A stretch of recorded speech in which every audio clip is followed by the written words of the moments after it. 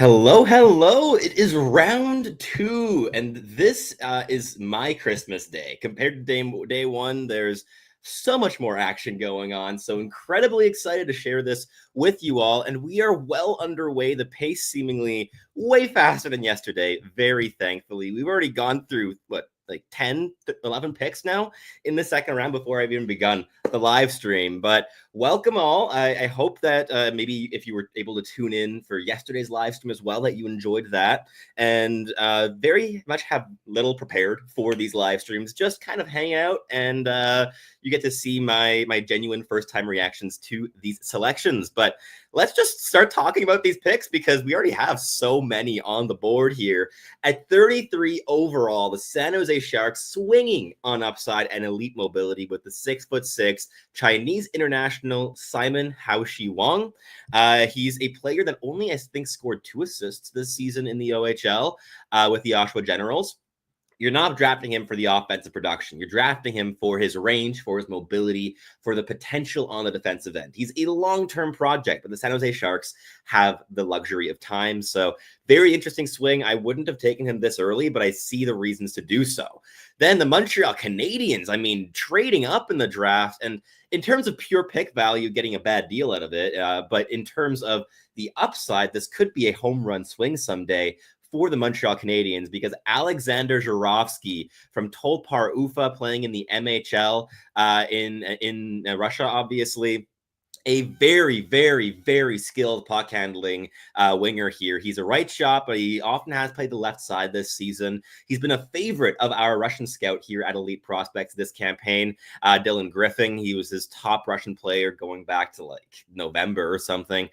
Just a really, really interesting talent, and a player that, look, this is a swing for the fences. The Montreal Canadiens are taking a risk with this selection with Alexander Gerovski, but it is a real swing for the fences. Talking about like the value of picks, trading 41 and 49 for 34 and I think it was like a fourth or a fifth it was. In terms of on paper, not the best value in terms of draft pick trades. I think I personally would have just held on to those 2 picks in the 40s, but clearly the Habs had their eyes on Alexander Gerovski, and look, I'm not going to doubt them on this. I think that he has all the skill in the world. I still have some question marks around the habits and the likelihood of him being a high-end NHL player. I think that there's a bit more risk with him than other players in this range, but nonetheless, you're getting a potential top 6 winger at the end of the day with Alexander Gerovski. And yeah, very, very fascinating trade here. But at 35, the Nashville Predators went out and picked Jacob Romach, a player I watched all year long and really, really, really liked. He's almost 6'7", 209 pounds, playing with the Lincoln Stars in the USHL. He is a player who brings a combination of things I think are really exciting for the Nashville Predators. On the one hand, I think that they're a great organization to develop his talent, so that's awesome to see.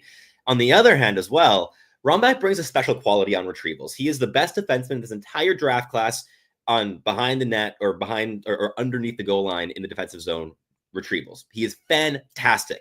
Constantly double shoulder checks, triple shoulder checks, very, very aware of his surroundings, good mental map of the ice, and just precise, quick, smart plays to progress the puck up the ice.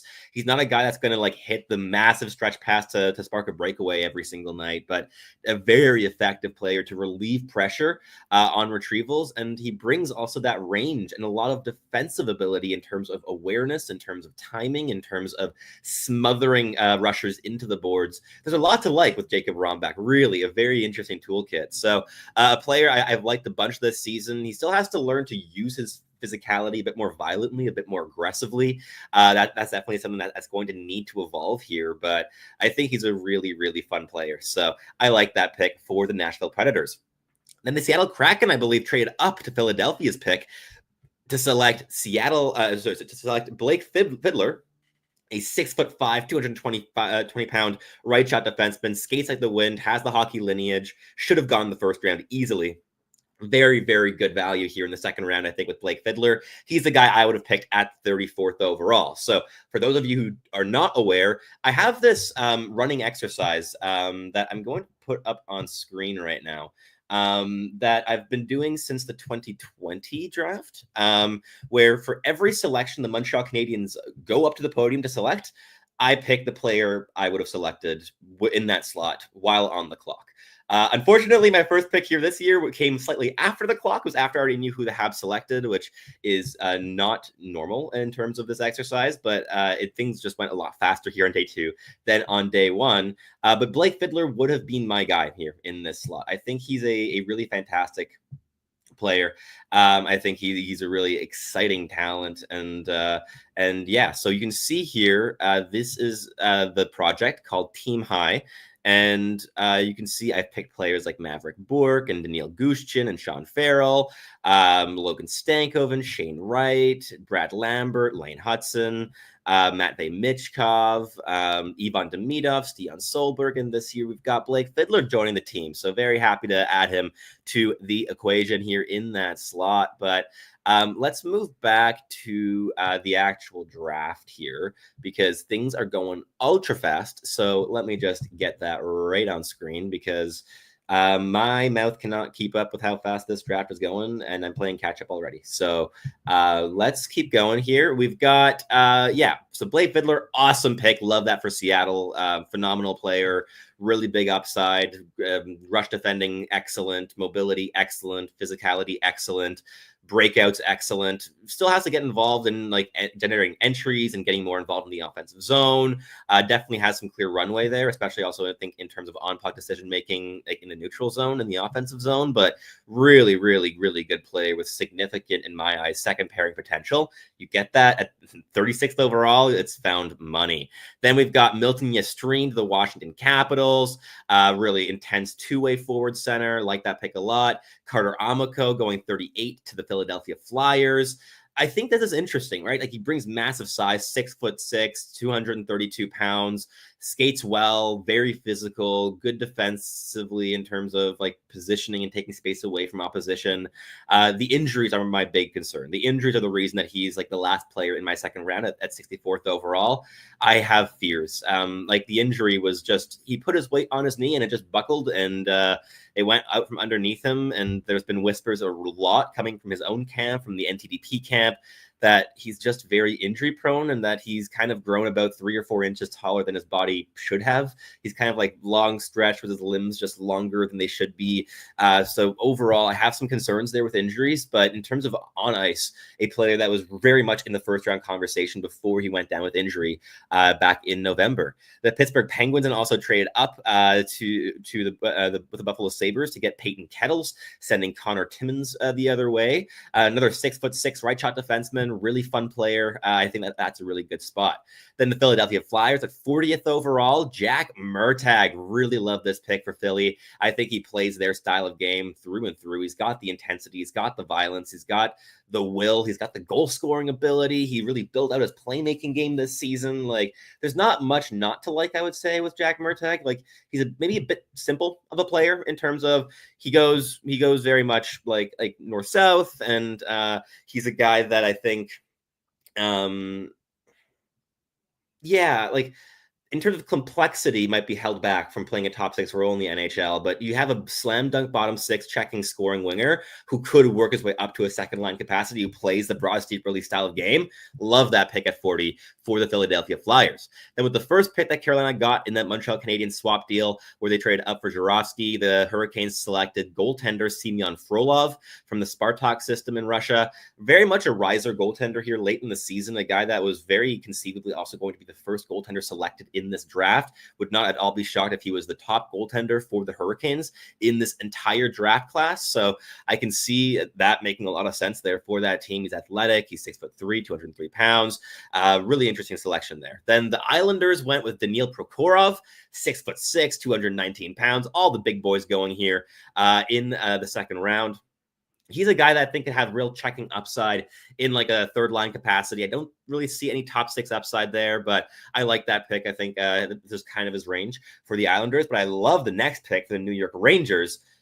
Malcolm Spence falling way down to 43 overall from the Erie Otters. He's a guy that, doesn't have the highest upside in the world. He's probably not going to be a top 6er, but he could be a complementary guy to elevate elite players in the second line capacity. I think that's possible. But otherwise, you're getting a hardworking third liner with excellent tools who's going to be playing in the NHL within 2 years, I would say, 3 years maybe. Very short runway, I would say, in terms of when he's going to be playing minutes. That's very appealing for the New York Rangers, I think. And he's a player that I think has found money here in the second round, like really, really great value. Then we've got Eddie Genborg to 40 at 44 to the Detroit Red Wings. He's another, I think, bottom six winger. He brings physicality. He's got a big body, 6'2", 205. He's another guy that I wouldn't have touched until the late third, fourth round probably. But look, Detroit, they love their Swedish players, and I trust their Swedish scouting. So I'm not gonna insult the selection very much. I think it's a little bit early, but you're getting to his range here. Then Erik Nielsen, a player that some people have absolutely adored this season in the public sphere, going to the Anaheim Ducks at 45. He's a 6 foot, 166-pound center. Very good two-way details. He elevates his line mates, works very hard, good connector off the rush. I like that pick for Anaheim. I think he's a really solid bet. Then Max Psanitska, very good value for the Utah Hockey Club. The 6 foot, 585-pound defenseman fits their profile in terms of big boys, and he brings a lot of runway, I think, as well, in terms of filling out his frame, getting comfortable at the North American level. He's a very, very fun player, so really respect that selection there for the Utah Mammoth.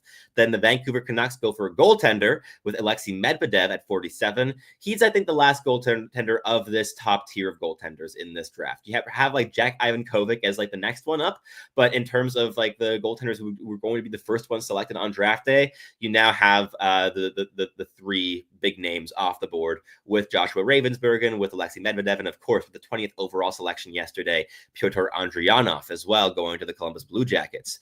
Then you've got Shane Van Sage to the Philadelphia Flyers, another great Philadelphia Flyers pick. I love this. He's violent. He's going to be a bottom sixer, but he has more offense than he's been able to show so far this season. He was playing exclusively fourth line minutes, was Shane Van Sage with Michigan State University, and he's a player that just he will play in the NHL. He will be a fan favorite in Philadelphia. That's excellent value here at 6'3", 212 pounds. He's already shown how good of a checker he is. But if he's able to unlock more of that scoring, a bit more of that power off the rush, that inside driven power game with some decent like depth skill as well, I think that could be a really, really, really good pick for the Philadelphia Flyers. Like for context, I had Shane Van Sage ranked inside my first round at 28th overall. So we have my 27th overall pick, Malcolm Spence selected, 28, Shane Van Sage, 31, Jack Murtagh. William Moore is still available, my 32nd overall. So my only two first-round talents still left on the board are Cameron Schmidt, which is unsurprising, and William Moore of the NTDP. Has Kurban Limatov gotten selected yet? Let's see. No, seemingly not. Oh yeah, he's great value in this range as well. I think Cole McKinney's excellent value in this range. Nathan Bame, Benjamin Keevan, Charlie Trethaway, Jakub Wozniak, Hayden Papanicus. Lots of value still here in this range of the draft. Love that pick. The Boston Bruins going for William Moore. I adore this. Look, Boston's going both upside and local in terms of players that will be playing in Boston next season. Went with James Higgins last year from Boston College, and now in the first round, they got James Higgins, and now in the second round, they got William Moore, who's going to be going over to Boston University next season. So you're going to have potentially a top six center on both lineups in that derby, playing against each other from the Boston Bruins system. Great selection for Boston. Charlie Serrato going 49 to the Carolina Hurricanes is interesting. A bit of a reach in my opinion, but he's like a D+1, D+2. Had very good scoring this season. Like really, really high production there as a freshman in college, which is very impressive. In terms of tools, there's nothing that really impresses me much with Serrato. I don't know if he has a separating ability. So for me, he was more of a fourth or fifth round guy, even though the production was really good. So interesting selection, but look, I'm never going to doubt what the Hurricanes do on draft day. If there's any organization I trust in doing their homework, it is them. At 50th overall, slight head scratcher for me personally, the New Jersey Devils went with Conrad Fondrick over guys like William Moore and Cole McKinney, which is head scratching to say the least. Fondrick has a lot of skill in terms of handling, in terms of flash. He looks really good off the rush, but he's so perimeter based. He's he's undersized. He's a subpar skater. He is listed at 6 feet, 202 pounds. He looks more like 5'11", 170 when he's on the ice. He's a player that, he has some flash, but I don't know. I don't see an NHL player here. We didn't rank him at elite prospects. He didn't crack our top 130. He's an honorable mention for us for that reason, because we see a player that's going to be probably very solid in college after a couple of seasons of development, but I don't know. In terms of NHL potential, I don't personally see it, even though there are some flashes of skill that are quite interesting with Conrad Fondrick. Next, we've got, of course, William Moore to Boston at 51, and Theodor Hallqvist going to Minnesota at 52, the 6'2", 186-pound defenseman playing in Orebro's system in Sweden. He's a solid player. Again, I don't really see a separating tool with this guy. Like for me, more of a mid-round, late-round option. But he thinks the game well.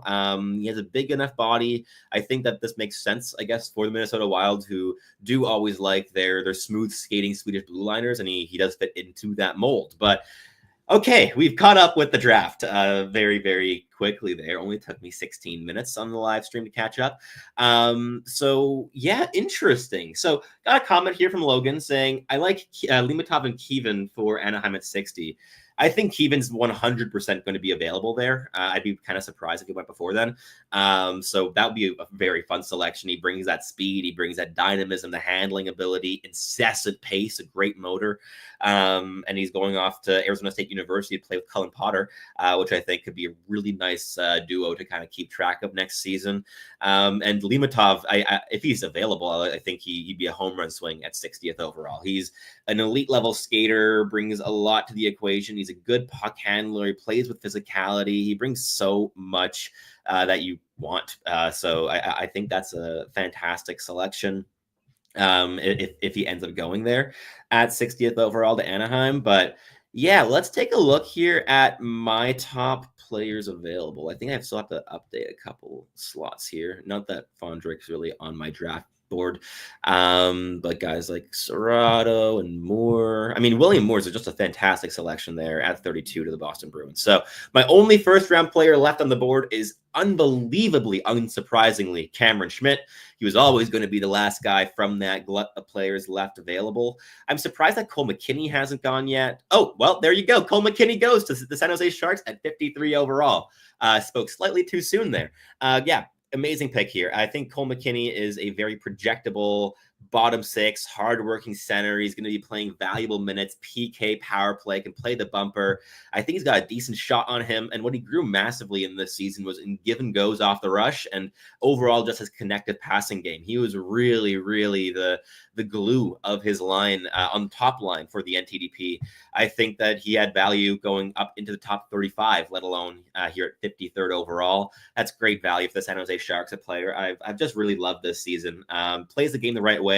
And yeah, I think that in this range, you really can't hope for much more than a player who plays the game like Cole McKinney. So excellent value. So that means that my best players available, we have obviously Cameron Schmidt, we have Kurban Limatov, we have David Bedkowski, Benjamin Keevan, Nathan Bain, Charlie Trethewey, and Jakub Izvozniak. Then we get into Cooper Simpson and Ivan Ryapkin territory as well. LJ Mooney starting going to be a conversation in the late second, at least for me. Sean Barnhill's an interesting player as well.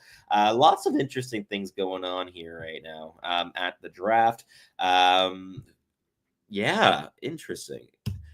Who are your expectations here for the next couple of picks in the comments? So we have, first of all, at 54 overall, we have Theo Stolius going to the Calgary Flames, a guy that brings a good amount of size. Our comp for him at elite prospects this season was Jesperi Kotkaniemi. He's a bit awkward on his feet, but he's big, he's rangy, decent enough playmaker, still has to fill out his frame a little bit more and just work on his agility, I would say, but I think he's got some interesting bottom six upside in the National Hockey League. So I like that pick for Calgary, and look, they've been needing centers, and here's a center. So they went with Cole Reshny there in the first round. round, and now they go with Theo Stolius in the second round. Did they have another second round pick yet? No, they did not, seemingly. Did they trade one away? I thought they had more selections in this range.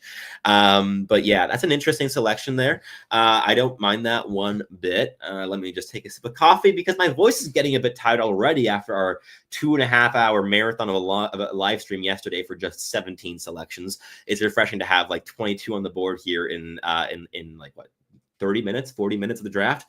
That's very, very fun. But welcome, everybody. We have way more people in the room here than we did yesterday for the first round. We're up to 49 viewers. Yesterday, we capped out at 27. So welcome, welcome.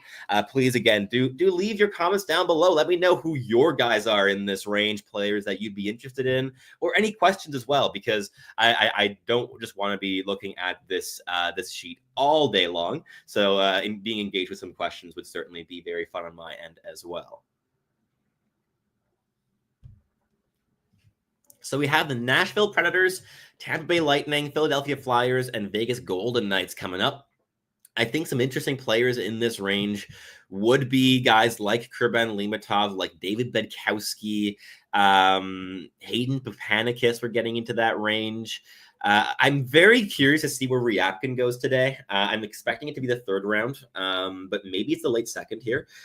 Ethan Zada, Matthew Gard. We've got some big boys still left on the board. Yeah, we've got some interesting toolkits still. I like players like Everett Baldwin, but he's probably going to be like a 4th or 5th rounder. And yeah, so we have Nashville coming up. Very curious to see what they're going to do here. What's my prediction for the Nashville pick? Let's see. So Nashville's already gone out and picked in this round today. They got Jacob Romach at 35th overall. So they got a big boy defenseman, which I love. I love that player. I think to build off of that, look, I think Charlie Trett though would be a bunch of fun. I think Bedkowski would be awesome.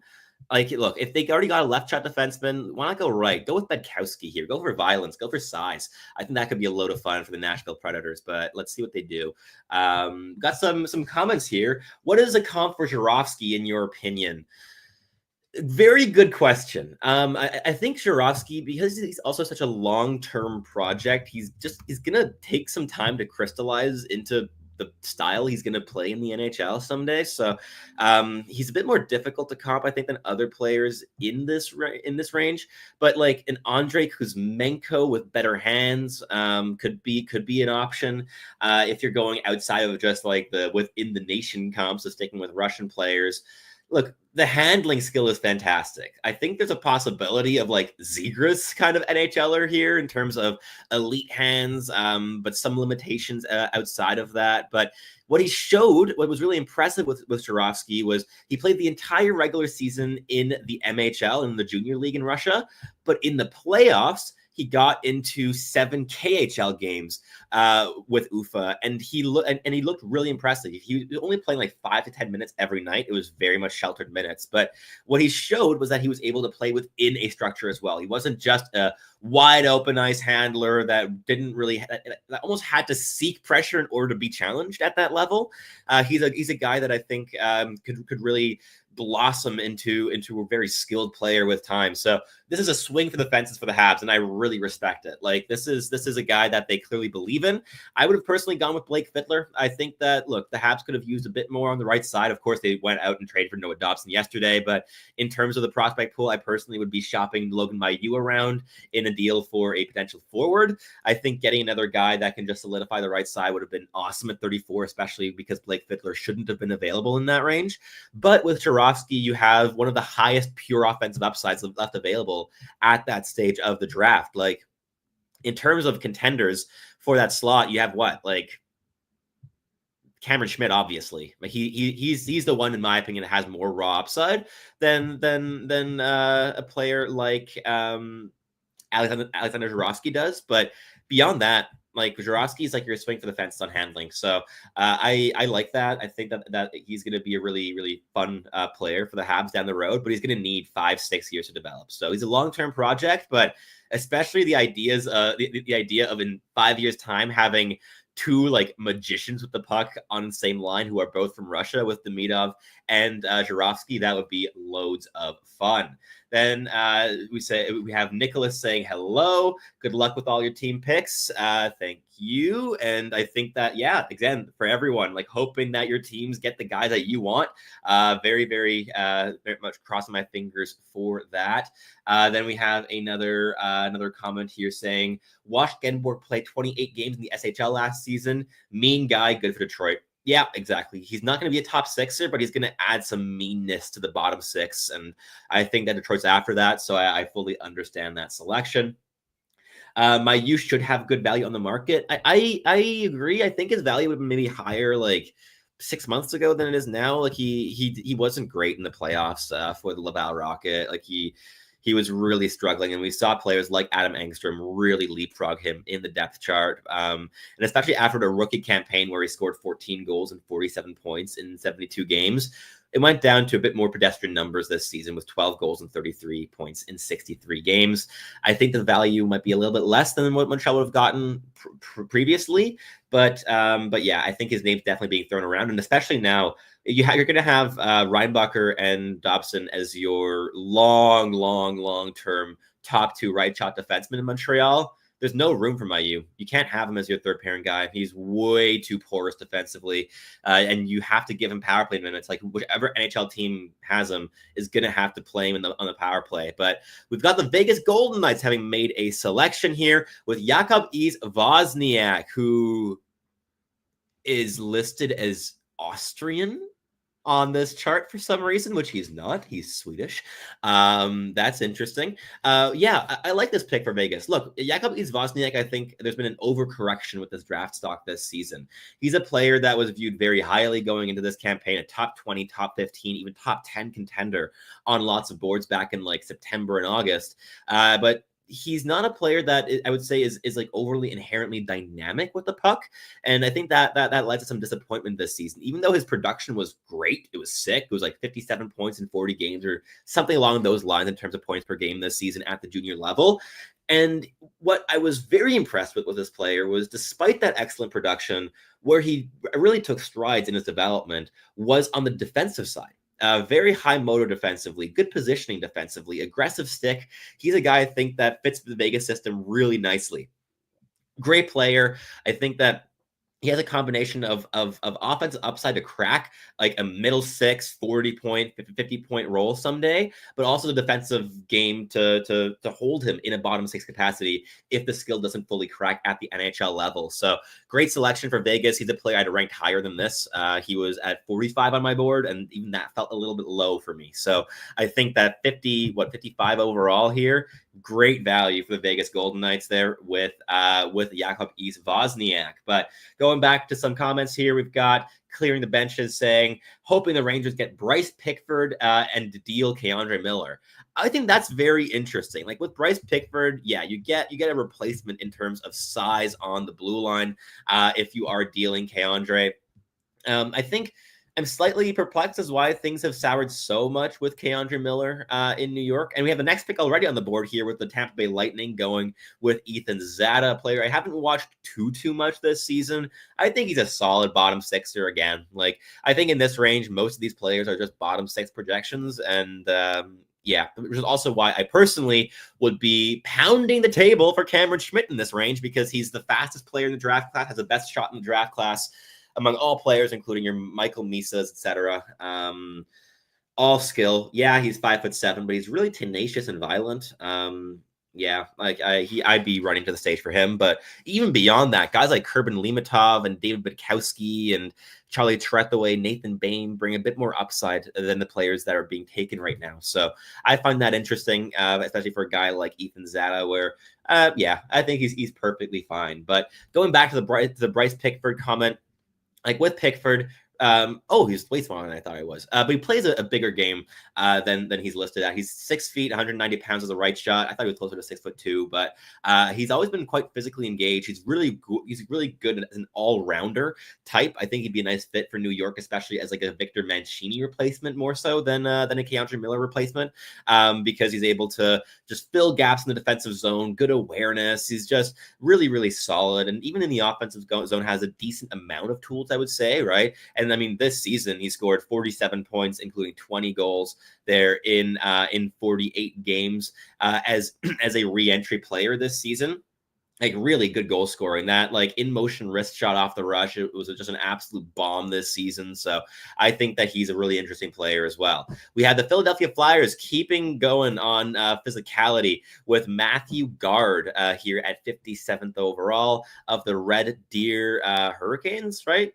I did not sleep much last night, so forgive me if I misspeak here today. But Matthew Guard, very big center, 6'5", right?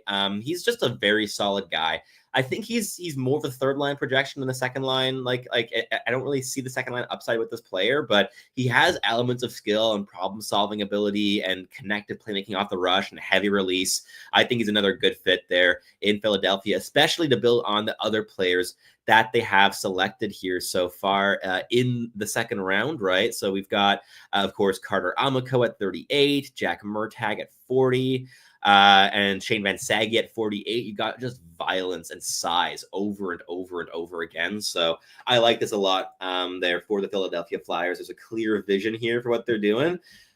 But look, I like this makes sense. Round 2, you're taking your bottom 6 center projections in round 2. I don't see why they trade up to 12th overall to take a player that I have in the exact same range as all these guys here. I don't see it personally. There with Jack Nesbitt, but look, Philadelphia's building something. I think they need way more skill and vision and talent and dynamism down the middle of the ice.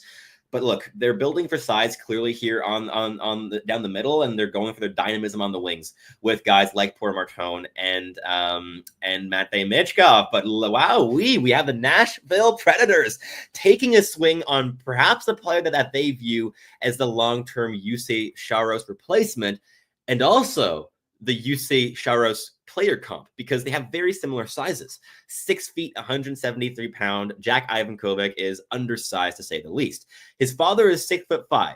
There's about a 10% chance that this guy's still going to grow another like 2 or 3 inches. Maybe it happens, probably doesn't. But if it does, that pick's going to look way better real quick. But with Ivan Kovic, you get a player that's been in the spotlight for a long time, playing big minutes with Team Canada on the international stage. And a play that I really respect in terms of the processing, the intelligence, the vision, the puck tracking. And we have the LA Kings selecting Wojtek Chihar at 59. Yeah, I think he's another bottom 6 checking winger. I know some people like him a lot more than I do. If I'm going over to his elite prospects page, let's take a look-see at where he's been ranked by other outlets, because I don't just want to talk about my own lack of viewings. Yeah, so he was at 113 for us at EP, so a little bit high here for us, but in terms of consolidated rankings, so all the rankings in the public, he's at 65. So it's kind of the range, right? Like we're in that blob of talent. Same thing, 65 on Bob McKenzie, 51 for Craig Button, 37 for Ryan Kennedy at the Hockey News, 35 for FC Hockey. So we've got some fourth in terms of EU skaters on NHL Central Scouting. Definitely has some big fans. I think personally, I just see a bottom 6 checker with Chihar, but clearly other people do see more upside than I do. Then another question here from Snow Komodo. Who are you hoping falls to Montreal at 79? Yeah, I mean, look, we're getting closer to that range where I should be paying attention. I mean, look, Cameron Schmidt. If I can get Cameron Schmidt there, I'm elated. Kurban Limatov would be interesting, but he's a left shot defenseman who the Habs have a lot of.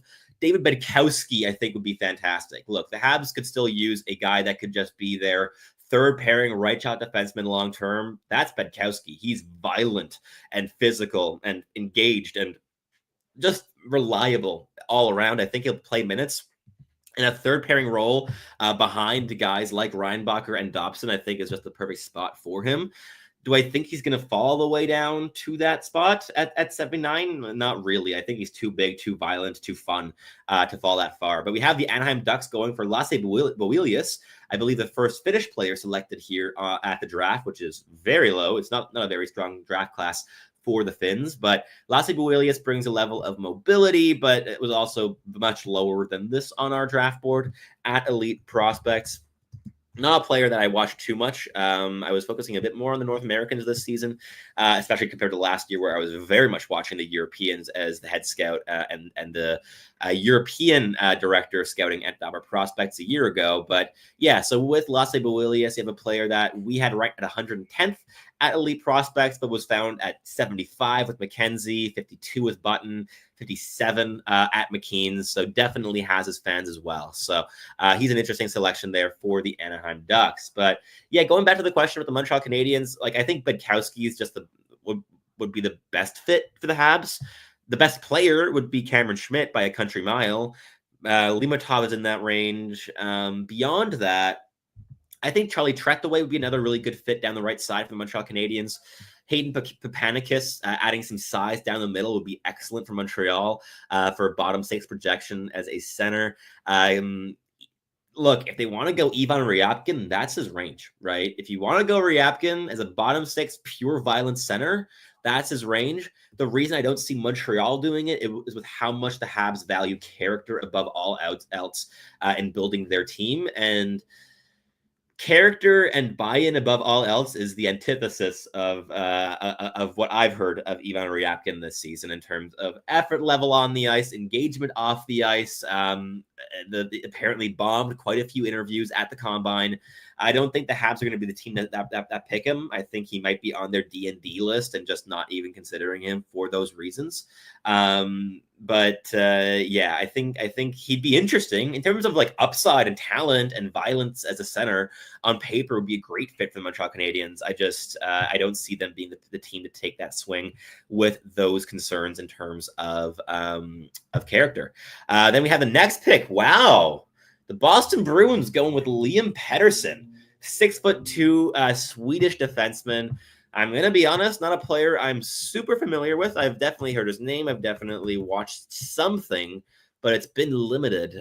Just to refresh my memory. Oh yeah, he's the Vahwa guy. Yeah. So he's playing in the Vahwa Lakers system, playing J20 hockey this season. Very good system. I mean, you had Alphonse Frey coming out of that system last year as a puck-moving left-shot defenseman, and Patterson is a treat to watch when he has the puck on his stick. Like, he's really shifty, with slick mobility in all directions, and combines it all well with smooth, deceptive hands as well. So you got those tools on the blue line. He keeps his transition play clean, breaking the puck out effectively through cross-lane feeds and executing stretch passes with ease. So yeah, you have a pure puck-moving defenseman that's very much in the mold of what Vahwa has been producing recently. So if you're talking about like an Alphonse Frey light, I think this is solid value here in the late second round at 61st overall. And the Carolina Hurricanes took the swing on Ivan Ryabkin. Wow. I mean, look, this is his range, 62. Look, Ryabkin was at what, 50 on my board? 48. I bumped up slightly at the very end of the season here. 48 on my board. So 62 is great value for the Carolina Hurricanes. And what you're getting is a very intelligent playmaker who's able to split the needle with passes. Pace is a very big concern. Motor is a very big concern. As currently constructed, Ivan Ryabkin is not going to play a single game with under Rod Brind'Amour. He's going to have to really, really change the way he plays the game of hockey to slot into how the Hurricanes play. He's got to build up his stamina massively. He's going to have to build up his motor massively. He's going to have to be way more selfless with the puck on his stick and also off puck in terms of defensive zone positioning and dropping lower and actually being engaged. And he's going to be a long-term project for Carolina, especially for Carolina, because they value their players being so highly engaged. It's such an intense checking system that they have going there. He's going to be a 4-year project here probably, but the payoff could be really, really, really enticing. Look, with Ryabkin, the thing he lacks are the exact things that Carolina is going to have to instill in him in order to trust him to play minutes for their team.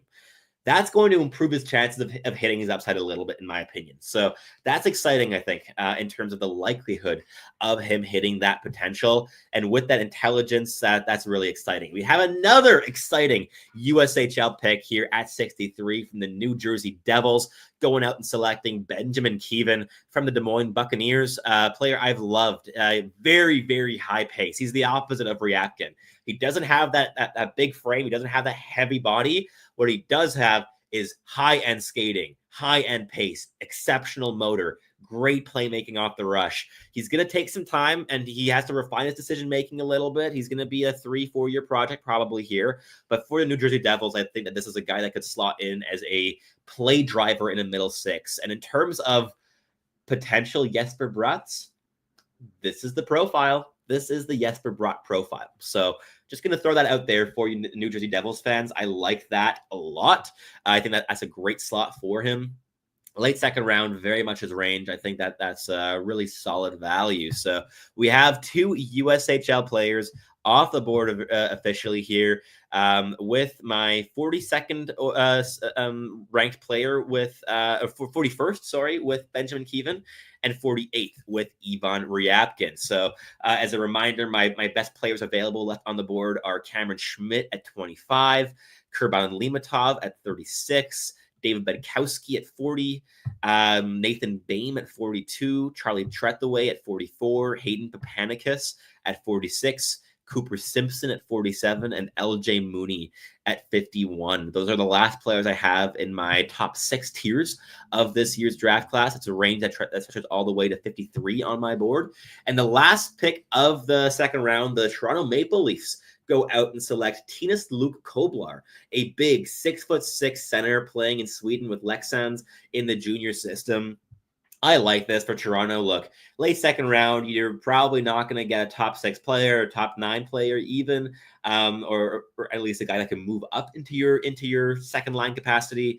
With Luke Koblar, you're getting a player who's going to be playing middle 6 minutes when he hits, and bottom 6 minutes when he hits. He's big, he's effective, he's simple. He doesn't overcomplicate plays too much, but I think that he's a really solid bet here for the Toronto Maple Leafs at 64th overall. We didn't rank him at elite prospects, but he's really big. He has a pretty I think projectable array of habits. He has a deep, steady skating stride. He can be deceivingly fast, and he uses that to generate value both in transition as a puck carrier and through imposing forechecking pressure, right? Like, he just brings a lot of these projectable qualities.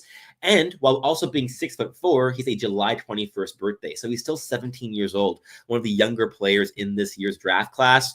That's solid value, I think, here in the late second round. But let's move on to the third round, kicking it off with Kieran Dervin to the Vancouver Canucks, a high motor center who was playing with St. Andrews College in Canadian high school circuit for much of the season, and then ended the year with the Kingston Frontenacs and played really solidly. He didn't score many points, but just a really, really detailed player who every single game he played at the OHL level, he looked like anything but a player who had just made the jump from high school hockey to the OHL. That's a significant jump in pace, in physicality, in skill. Lots of differences there. And Dervin, he just translated wonderfully, making that jump with ease.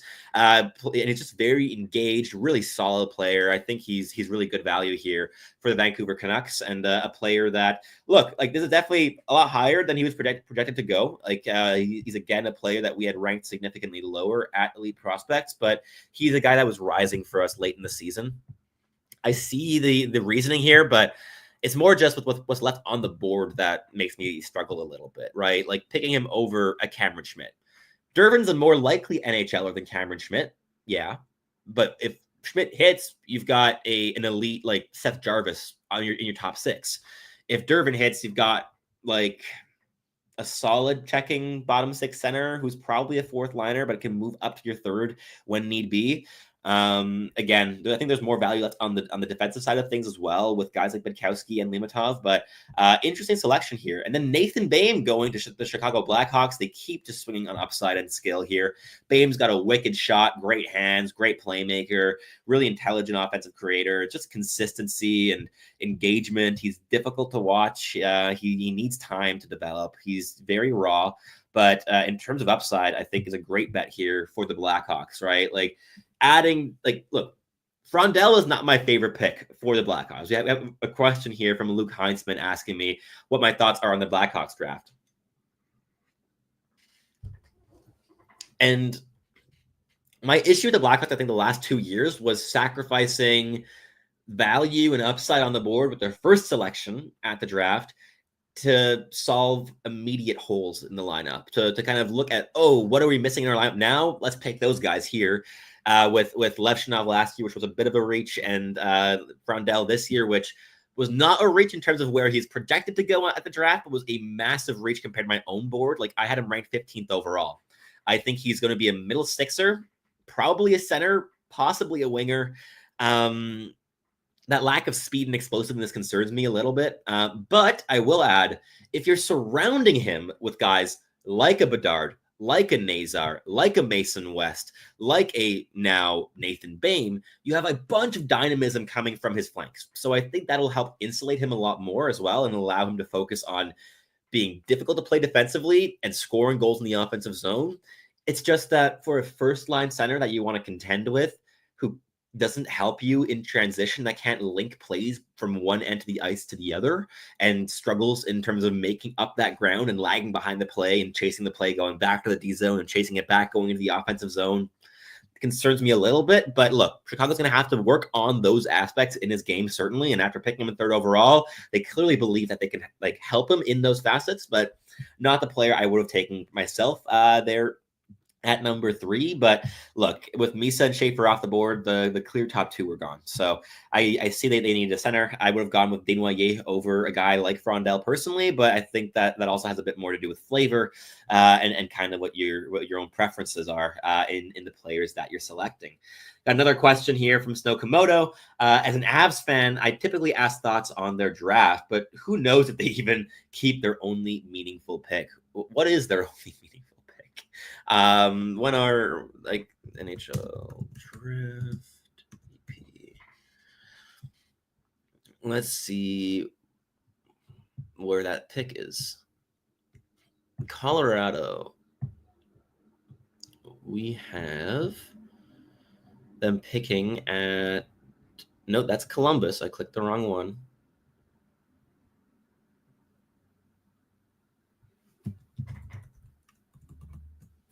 Do they have? Wait, what? It's not even giving me it's only showing me that the picks that have already been made. It's not even coming up on EP. Okay, I can't even sort by team. That's annoying. Interesting though. But okay. I think with Colorado, you're probably gonna do something good with that one pick. But yeah, it's one meaningful selection. All the draft boards of people I trust had Frondell pretty low, says Snow Komodo. One even had him at 20. I found that discrepancy between boards that had him at 3 to be fascinating. 77. Yeah, you're going to get a good player there at 77. There's still talent on the board. I mean, look, if you get a guy like Cam Schmidt there, that's fantastic. But yeah, I think Frondell's a fascinating case this season because there are certain things that are just unanimously believed by everybody that's watched him play. He's going to play minutes. He's going to be a minute muncher defensively, and he's going to score goals. The question is the extent of those things and where in the lineup that's going to happen. I see it as look, if he hits second liner on a contending team, through the rebuild, sure, he'll be playing first line minutes with Connor Bedard and stuff, but he's not the guy that you want to be entering your contention window as your 1C, in my opinion. Other people view him as a guy that won't even be a center, that might be a winger instead, because especially with the lackings he has, right? Like, he's great in terms of defensive physicality, defensive engagement, the shot off the rush is excellent.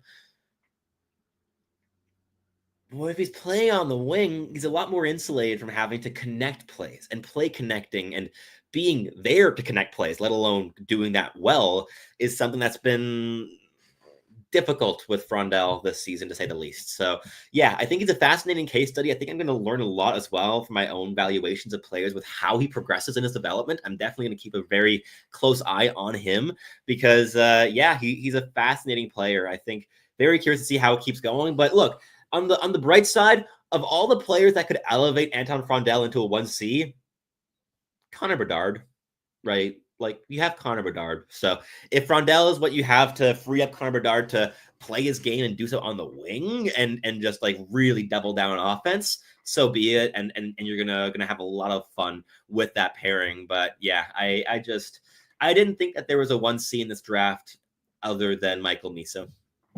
Mesa was the only 1C I had. I think with Hagens, he could, but it might be wing when he actually hits the NHL. If it's a first line capacity, it might be on the wing. But he's the other one I see with like top line upside down the middle. But Beyond that, I think Dinwiddie is a top six. I think Frondell is on the brink of middle six and top six. I think Roger McQueen is top six, but could be wing as well, especially in Anaheim when they already have Carlson and McTavish. Jake O'Brien, I see more as top six and top line as well. If he hits, and he could also flame out, I think, with his junior habits. Very, very interesting draft class here so far. We have the Carolina Hurricanes on the board. They've been here for a while, so might be getting moved.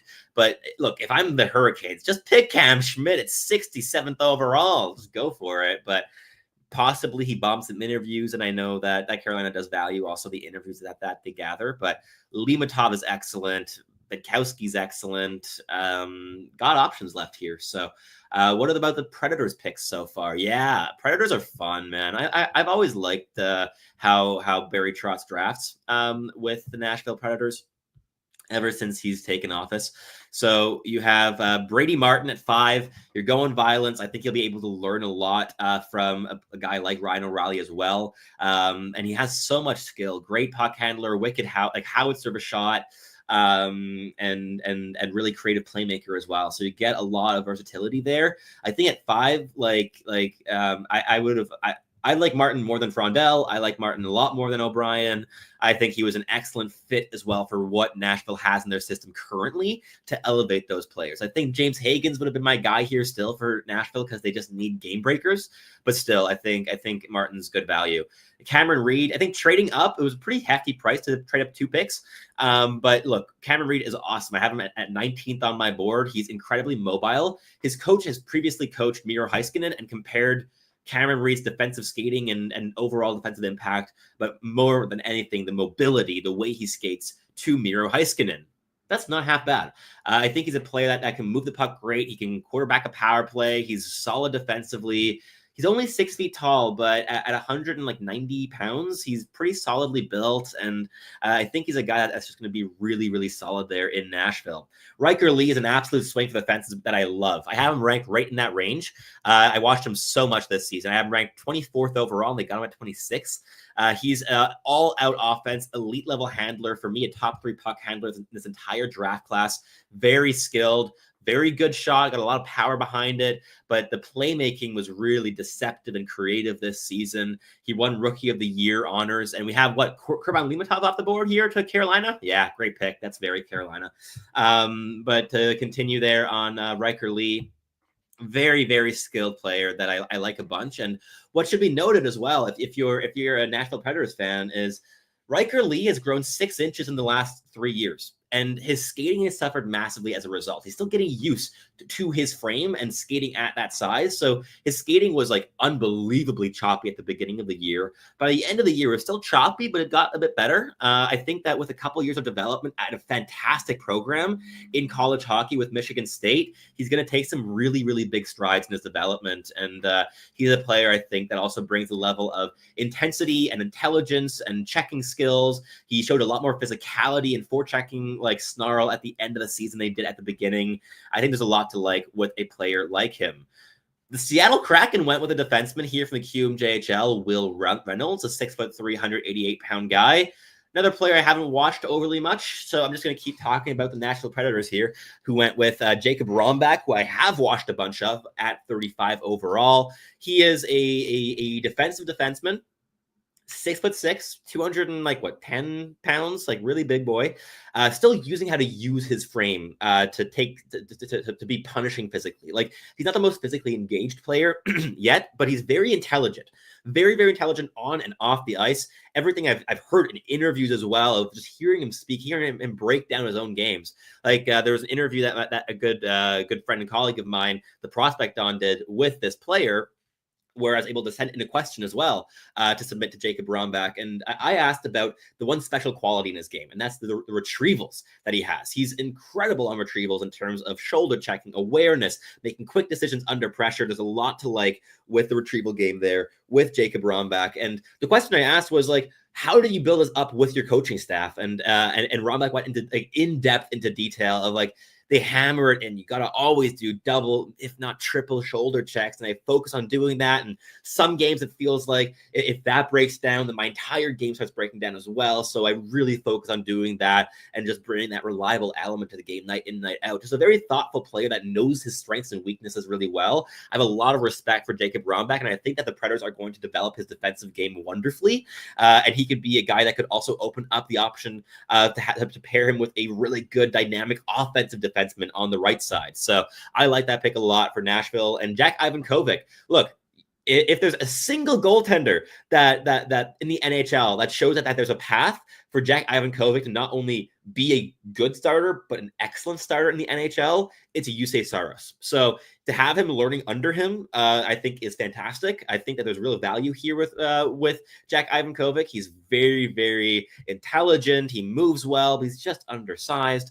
I like that pick a lot for the Nashville Predators. But the draft was very much slowing down here in the third round. I felt like I couldn't keep up with the second, and now the third is slow as molasses again, which it seemed to be back to first round pace here for a little bit. But we have like a Montreal Canadiens pick coming up in like 10 slots at 79. So as a reminder, I have this exercise that I do at the draft every single year, which is when the Montreal Canadiens are on the clock, I like to select the player that I would pick with this slot. So over the years, I've constructed an entire team, and we call this Team Hai.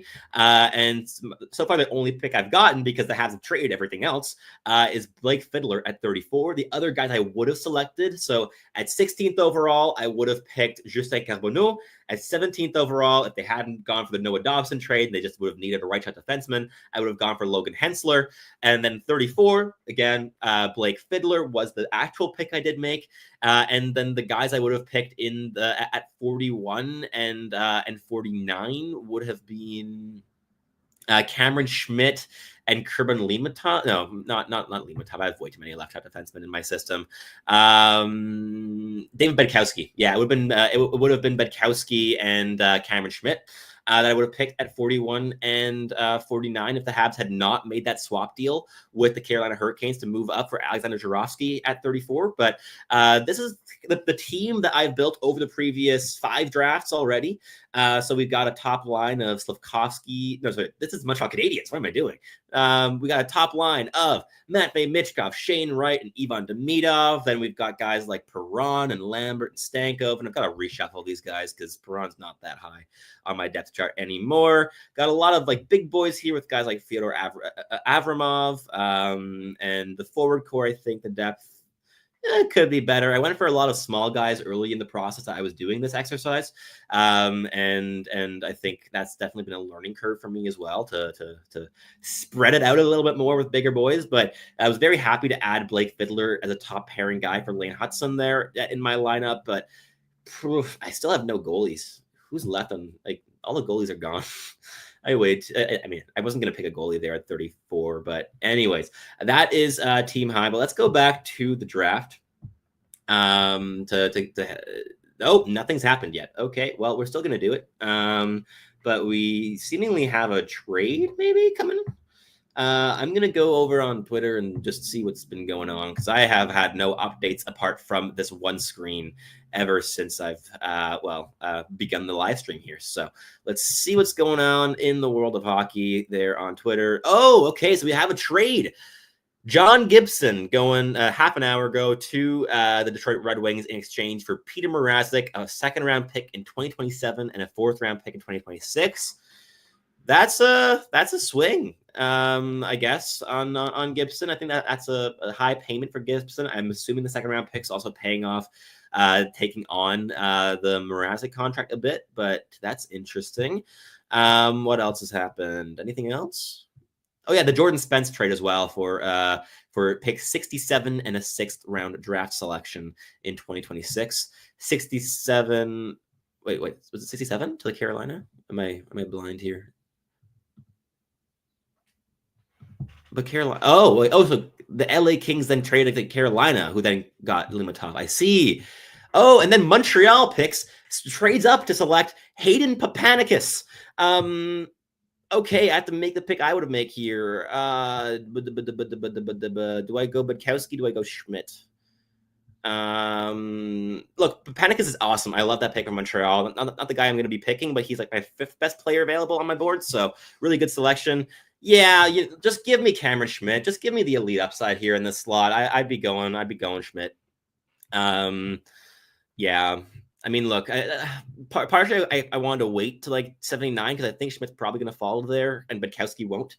But they're loving their big boys here today. Like all the small ones are falling. But yeah, I like give look. It's a big boy draft. I already got a 6'4" boy with Blake Fiddler. So my pick for Team High here at 79 overall is Cameron Schmidt. Give me elite upside that I can play on a second line on the wing behind guys like Ivan Demidov and Merte Michkov, who can be a complement to a guy like Logan Stankoven in my lineup. I like that. Yeah, so Cameron Schmidt's my boy, but with Hayden Papanicus, the Montreal Canadiens are getting a player with significant skill, 6'5" body.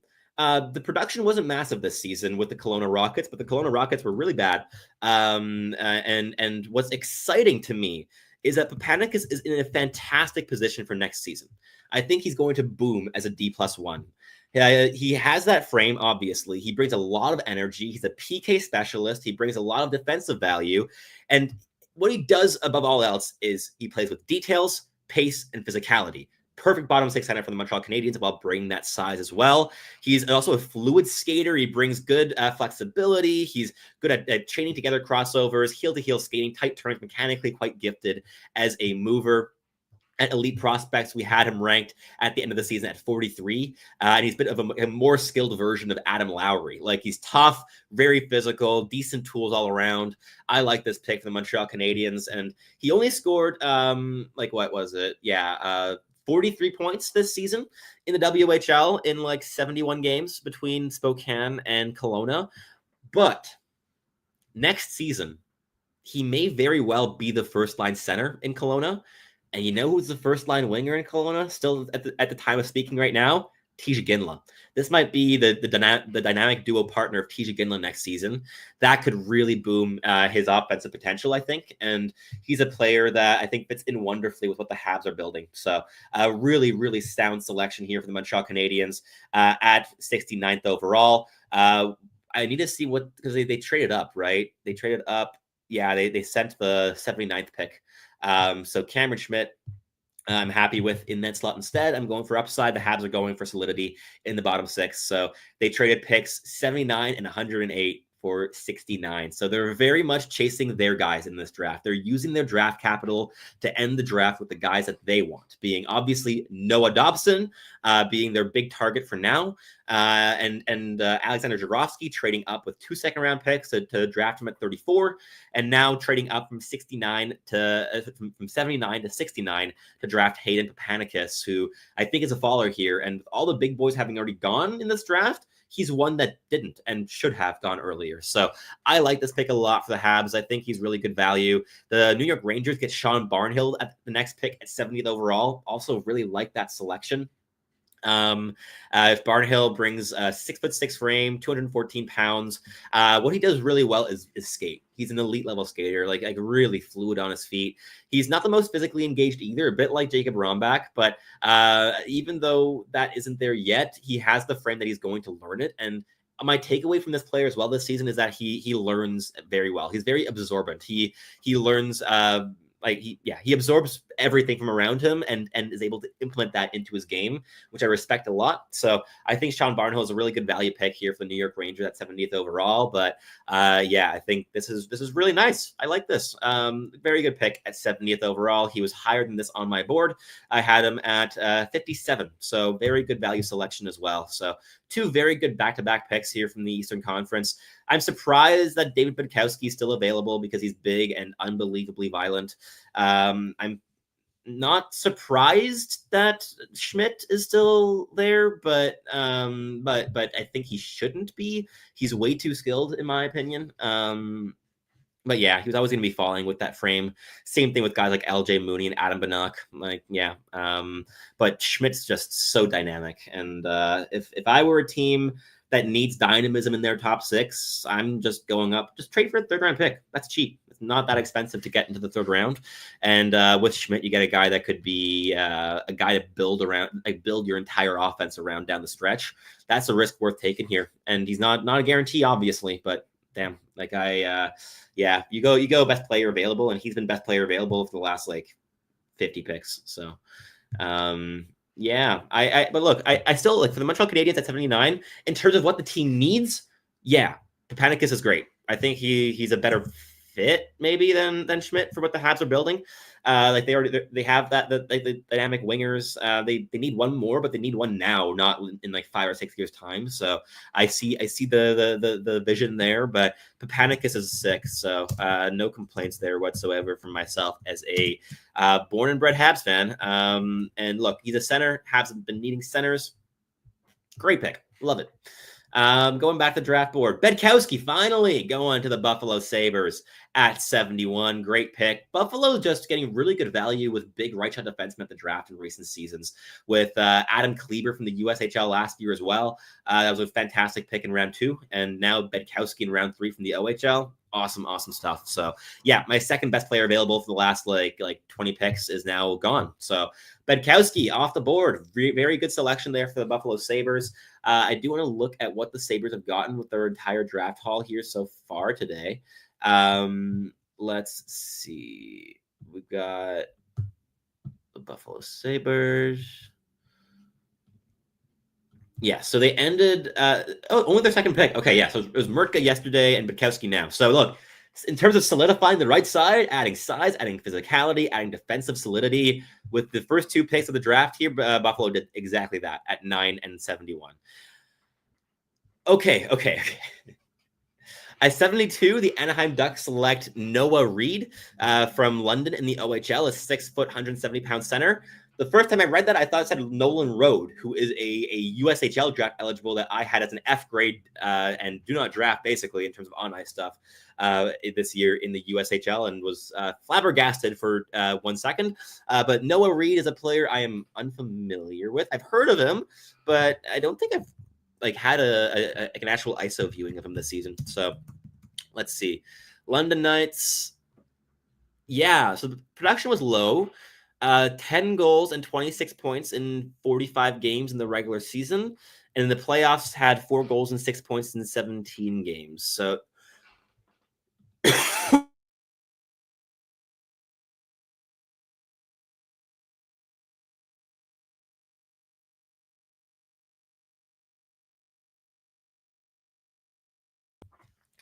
excuse me. So interesting pick here. So just going to read the blurb from the EP draft guide. I'm just going to plagiarize here from my colleagues there at Elite Prospects. And they say, energy, speed, details, and physical flashes define Reid's game. He pushes the pace, is a force down low, and throws tone-setting hits.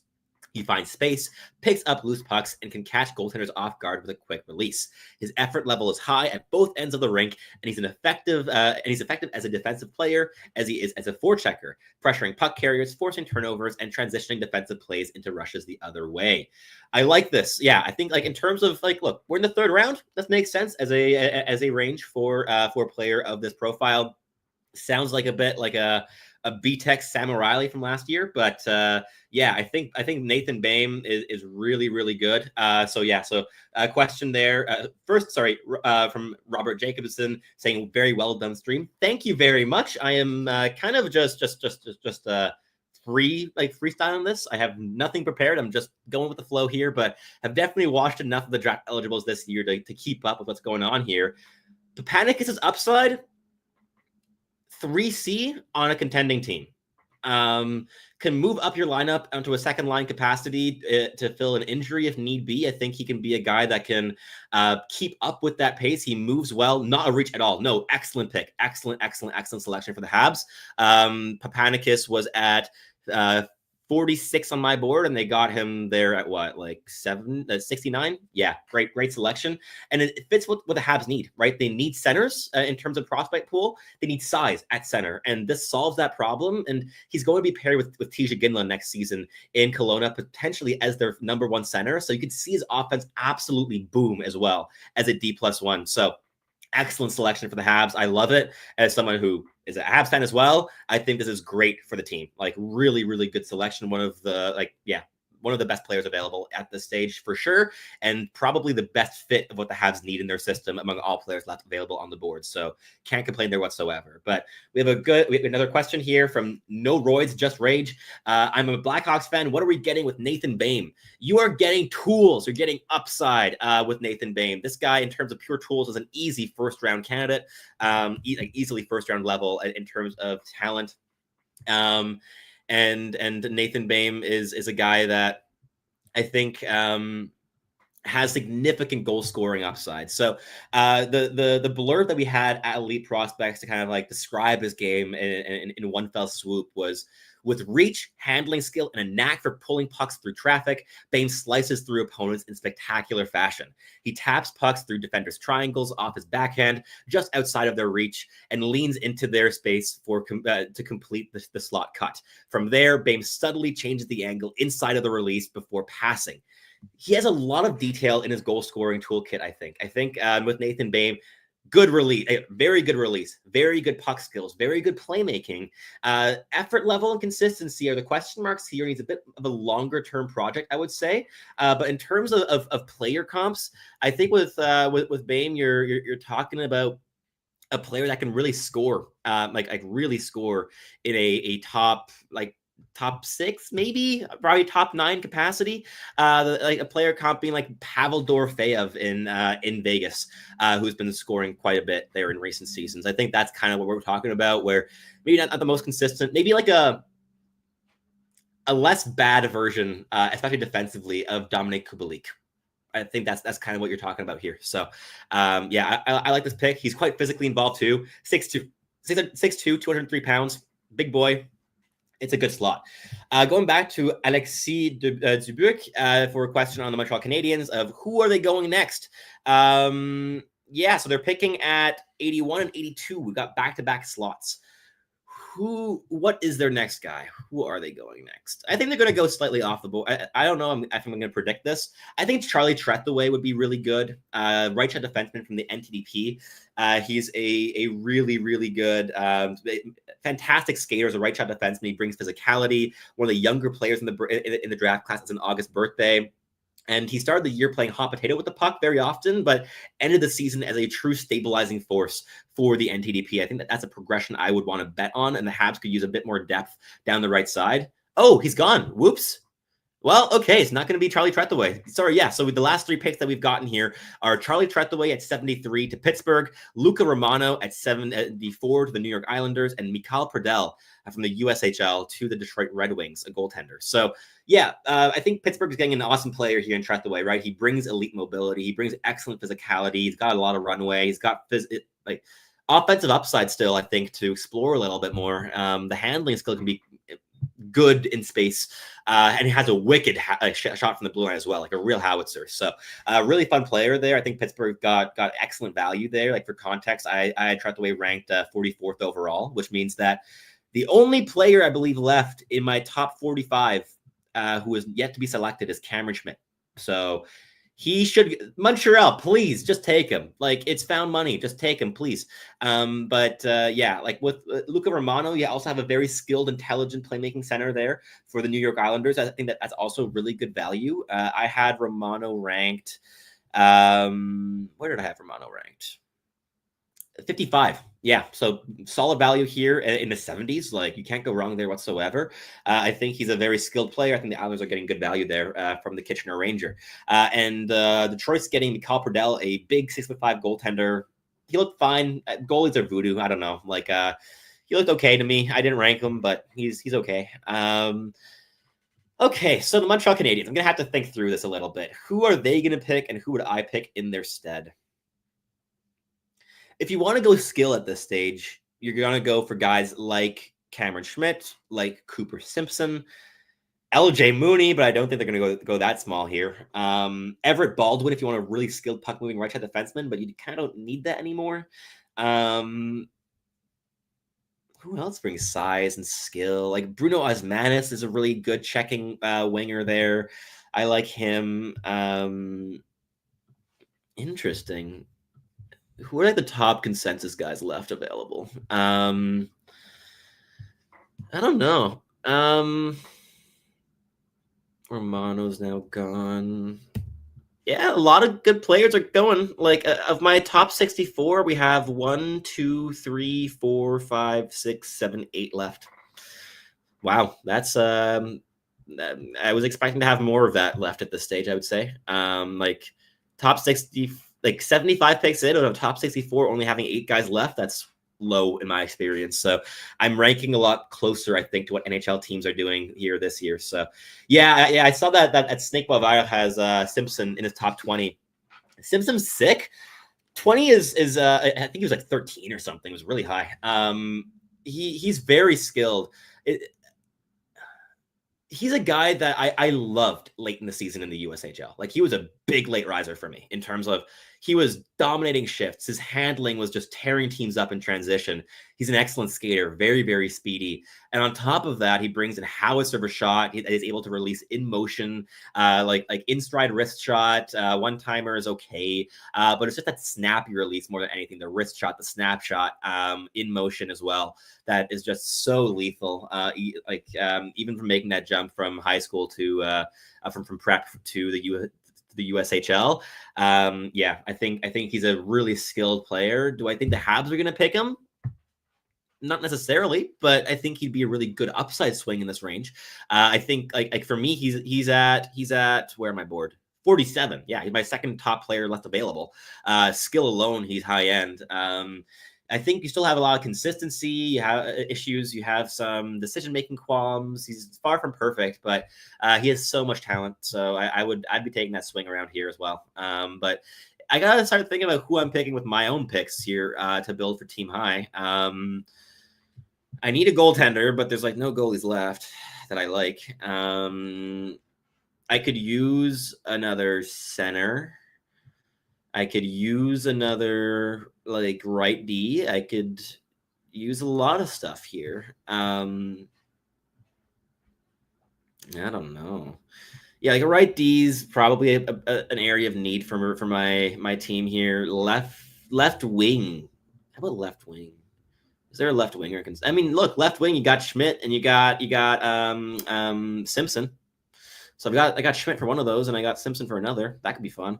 Simpson's my top guy left. LJ Mooney's the other one. Again, unsurprising that the small guys are falling here today.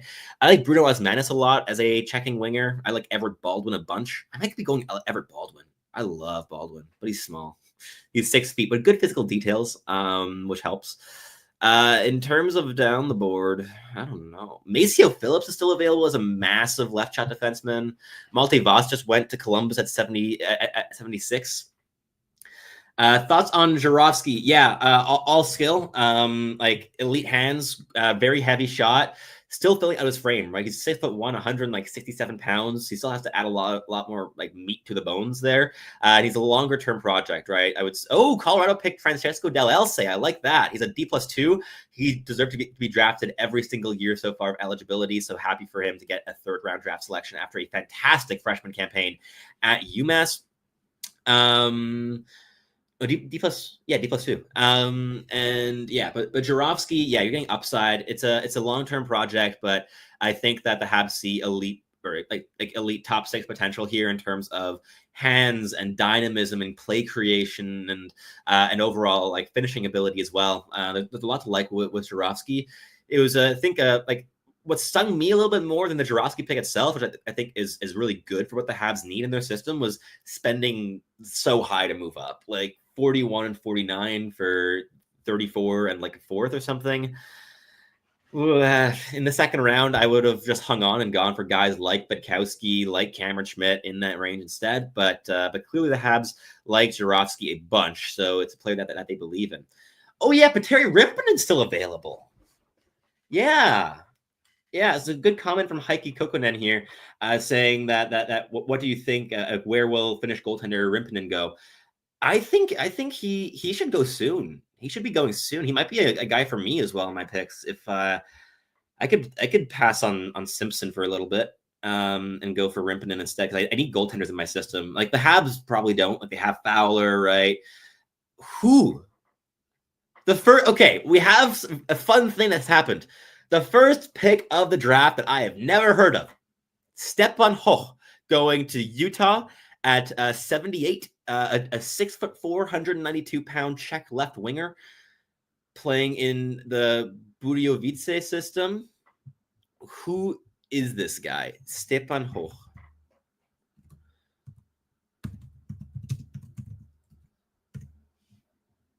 He is big. I can tell you he's big, and Utah picking a big boy is not shocking. So he's old for the draft class, October 11th, 06 birthday. Yeah, played U20 Czech hockey this season. He was included in our EP draft guide. That's a win for the team. Happy that we covered him, but I did not read his thing. Clearly, I did not get to that point of the draft guide. Skipped my reading here apparently, but he scored 12 goals and 29 points in 30 U20 games this season, and also played 23 games at the pro level. Okay. How have I not heard about this guy? That's a deployment that I felt I should have heard of. Okay. So what EP is writing? Let's see here what EP is talking about with Stepan Hoch. He's a responsible Czech center with detailed energy and the reach to steal pucks and intercept passes. Finding another gear as a skater will be key. Apparently, his skating, shot, passing, and hands are all slightly subpar, but he brings real physicality and good details at both ends. Well, I'm not going to get the option to select Cooper Simpson clearly here, because at 79, with the pick that Montreal used to move up to get Hayden Papanicus, the Boston Bruins select Cooper Simpson. A great selection here. So I know who I'm going with at 81, 82. I think I got to double check if I'm not passing on a guy I really need in the slot, but no. Okay, I'll be going with the Montreal Canadiens slots. We have one more pick with the Calgary Flames, but unless they take my player from underneath me, I'm going Cameron Schmidt. I already picked Cameron Schmidt. What am I saying? What? Oh, okay. Simpson, Mooney. Oh, why did I think I was picking Schmidt a second time? I already picked Schmidt. Okay. Well, in that case, I'm a bit more mad that Simpson got taken from me. All right. So I would have picked Simpson otherwise. Now he's gone. Beyond him and Schmidt, my top ranked player is LJ Mooney, but he's very small. Terry Rimpinen, I like him. So for Heikki Kokkonen's question, Rimpinen's a very intelligent goaltender. I like the way he moves. He was fantastic at the World Junior Championships this season. Should have gotten drafted last year, but didn't. And he's not, I think, the biggest guy in the world, right? Like he's 6 feet, 176 pounds, but he was excellent in Liga this campaign as a starter in Kieku Espoo. 40 games, 912 save percentage. 16, 9, and 14 record. Like, wow. Really, really solid stuff there from Rimpinen. So unless Calgary's taking him, I'll probably be selecting him with Montreal's pick because I do need netminders. So Rimpinen's interesting. Christian Epperson's a really solid player. I've heard there were some character issues there, though, which give me a bit of pause. And he's a left winger, though, which I kind of need. He's interesting. Bruno Asmanis is a right winger who's really interesting. I like him. I like Everett Baldwin a lot, but I might wait for him for a bit later in the draft. I'm hoping he falls a bit more. I like Edison Engel a lot. I like he's a really mobile left shot defenseman here. Yeah, Maceo Phillips would be a really big lefty if I want him. What do I need? Probably Epperson, right? Okay, Phillips. Okay, Maceo Phillips goes to Calgary at 80. I like that. They need size, they need physicality. The Montreal Canadiens now. You know what? Yeah, like look, I have my own exercise. Oh, they went with Bryce Pickford for the first one. Okay, well, I'm going with Petteri Rimpinen and I'm going with Christian Epperson. Those are my two picks here for the Montreal Canadiens, getting a goaltender and getting a left shot winger. And they go out and select a really interesting D+1 defenseman who scored 40 goals in 43 games, Bryce Pickford. Do I still have this tab open? This is the question. I do not believe so. I closed it. No. Okay, so Pickford, D+1. Really good shot off the rush. Played with Medicine Hat Tigers this year. Great team. Production obviously boomed as well because he was on that lineup. Because of course you have guys like Gavin McKenna and all the other talent that you have in Medicine Hat. But he was a really important piece for them on the blue line in terms of producing and moving the puck. And in terms of production, like he was their highest scoring blue liner this season in terms of who scored the most points for them. Like you also had Tanner Melendek, obviously, who scored a bit more. And wow. And then the Habs. Wow. Go for a Belarusian goaltender I have not heard of. Arseny Radkov. So also going for a goaltender. I went with Rimpinen here. Arseny Radkov. This is going to need a Google search from me. Arseny Radkov. The Habs love going off the board. So he's Belarusian. He's an August 5th, 07 birthday, so it was a D+1. And they went with 2 re-entries here with Bryce Pickford and Arseny Radkov. And Radkov is 6'4", 194 pounds as a left-catching goaltender. He has a real smoothness to his game, apparently, that comes across in his skating and how he moves from side to side, especially when tracking passes or players carrying the puck. He's off to the University of Massachusetts, not this season, but the year after. And he was playing in the MHL this campaign with Tumensky Legion. And in 19 games, he had a .918 save percentage, and his team was bad in that run with a 4-8-3 record. So to put up that kind of efficiency on a bad defensive team, I see how that's impressive for the Montreal Canadiens. And in terms of what else we've got here, I'm just going to read to the entire EP like draft guide thing on Arseny Radkov because I think he's interesting. One NHL goalie scout recently highlighted Arseny Radkov as one of the goalies to watch in this year's draft as a sneaky good late-round pick. Mid-round pick, apparently. And it makes sense. Radkov checks all the boxes that NHL teams will want when it comes to developing goaltenders. He's listed at 6'3". He's young for the draft class. Oh my God, sorry, he's not a re-entry. He's young. Oh my God, sorry. I thought he was a re-entry. He's an 07. I thought he was an 06. Sorry, he's an August birthday in this year's draft class. Wow, very young for the class. I like this pick more and more from the Habs in terms of pure statistical standpoint. Young for the draft class. He's committed to playing in the NCAA with UMass. So there's a long runway and commitment to a North American plan. Radkov also has a smoothness to his game, as we were mentioning. But there are times where Radkov creates problems for himself because there's an issue here, which will be interesting to watch as he reaches the NCAA and how some of his smoothness gets replaced by a panicky over-reliance on his athleticism after the shot is released and on rebounds. His glove is also an area of concern. Shooters in the MHL found a ton of success shooting there this season, particularly on higher shots. Radkov also doesn't seem to catch pucks super well, instead trapping them into the pocket rather than snapping them closed. It's why he's a bit of a wild card, and for the right team with patience, he could be a project worth pursuing. Big swing on upside here for the Montreal Canadiens with Arseny Radkov. And Bryce Pickford, who I also wanted to talk about here, is also a very interesting pick. So let's talk about him a little bit here for the Montreal Canadiens listeners here in the chat. And yeah, very, very fun player there with Bryce Pickford. Got that goal scoring, got overall that pedigree this season with 20 goals and like 23 assists in 40-something games this campaign. That is production worth swinging on. But yeah, he's 6'1", 183 pounds as a right shot defenseman. So you get a right D. So that's an area of need as well for the Habs in terms of depth. And yeah, so let's look at what EP has to say here. He's a detailed defenseman who turned into a goal scoring phenomenon. He's one of the draft's feel good stories. He has the shot, but can he develop the rest? The shot is a 6th grade for us at EP, a really, really, really good shot, regardless of whether it's a forward or a defenseman. And it's hard to overstate just how much he improved this past season. He's an all-around defenseman who became the best goal-scoring blue liner in the entire WHL this previous campaign.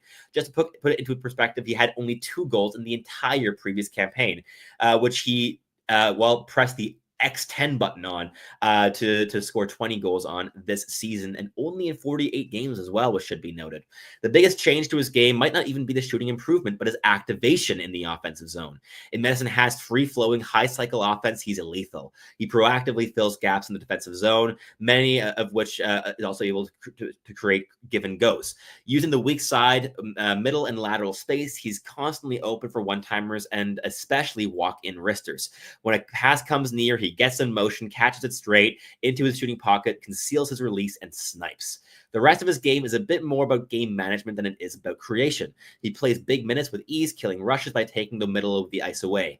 His skating is slightly subpar as well as his handling, but he thinks the game well. He's relatively physically involved and overall brings a decent profile here, but he was just dominant in terms of driving offense through his goal-scoring ability in the WHL this season. The micro stats back that up, just elite in expected goals per 60, in terms of shots per 60, transition success percentage, and offensive involvement. There's a lot to like here with Bryce Pickford. Yeah, I think Benkowski and Barnhill would have been the ideal picks here for the Montreal Canadiens.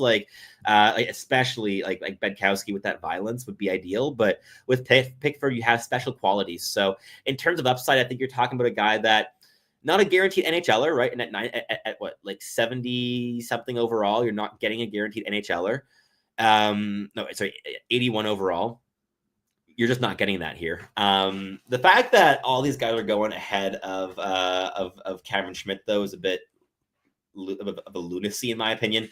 He's just far too good to be following this far. Just a special talent in many ways. But look, NHL teams are going to do what NHL teams do, and this is what they do. Then to move on, we have the Edmonton Oilers selecting Tommy Lafreniere from the Kamloops Blazers in the WHL, a pretty good checking winger, 6 feet, 175 pounds.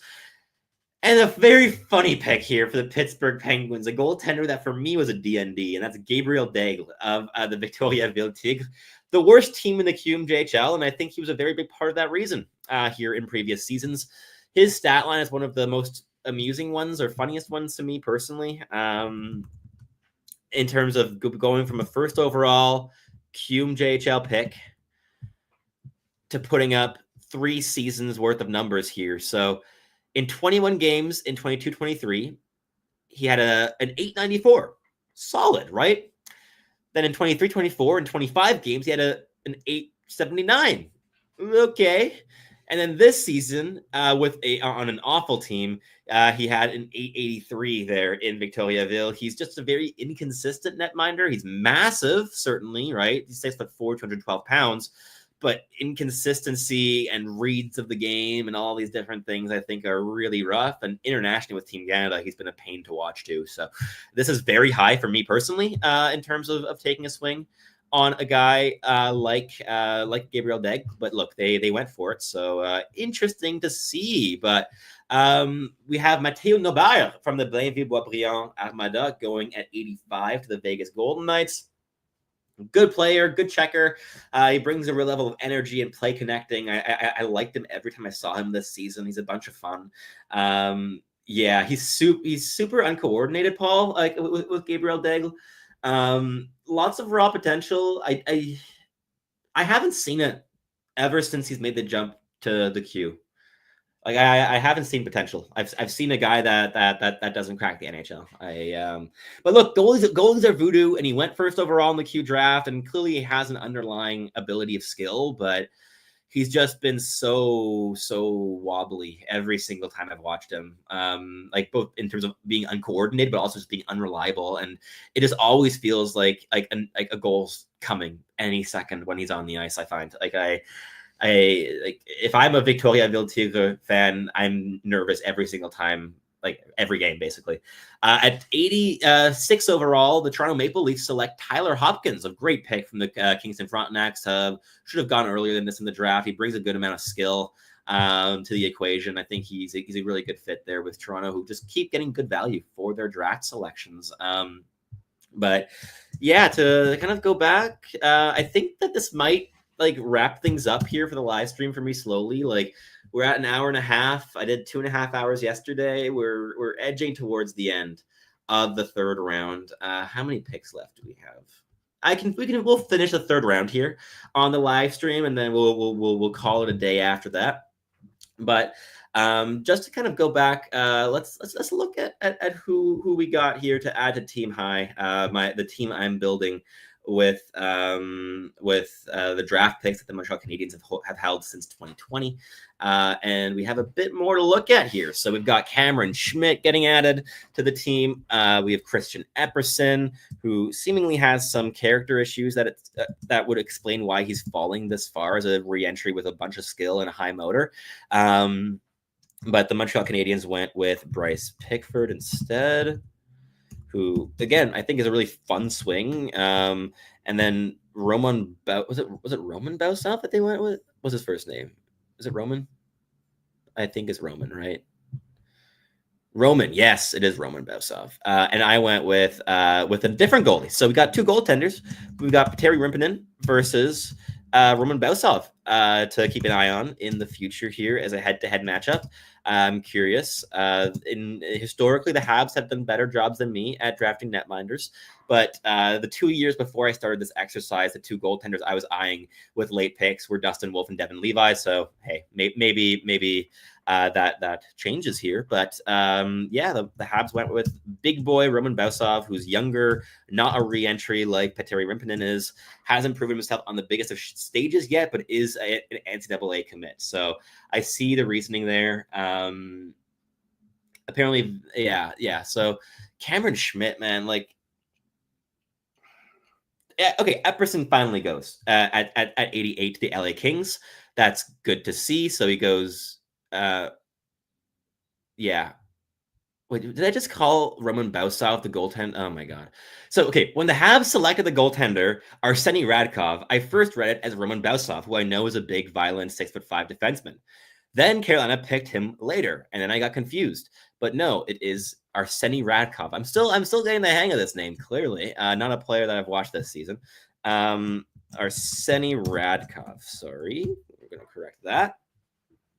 Yeah, so we got some interesting picks here. And I think, like, look, I'm going for upside. I think with Fiddler, you get a top 4 defenseman in all likelihood.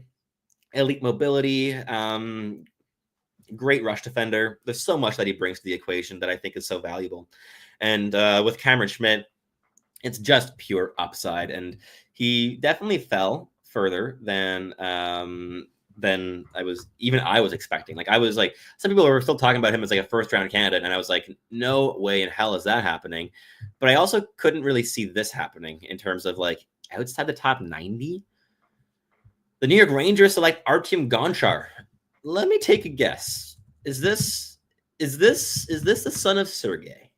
Is this the son of Sergei Gonchar? The age fits, right? It is it's the nephew of Sergei Gonchar. Okay. He's a left shot defenseman, 6 feet, 143 pounds. Okay. Playing MHL hockey, was half a point a game there this season. Whew, okay, interesting. He was ranked 11th by NHL Central Scouting among EU skaters. That's interesting, I guess. But beyond that, in the public, the highest was 128 by Draft Prospects Hockey, 223 by McKean's, 184 by Recruit. Like, yeah, very, very interesting. Okay. That's a bit of a reach, seemingly. But we've got Mason Moe going to the New Jersey Devils. I like that pick a lot. I've watched a lot of Mason Moe this season, and I'm going to give you guys a deep dive of his game right after I take like a 30-second coffee break, because my voice is going very slowly here.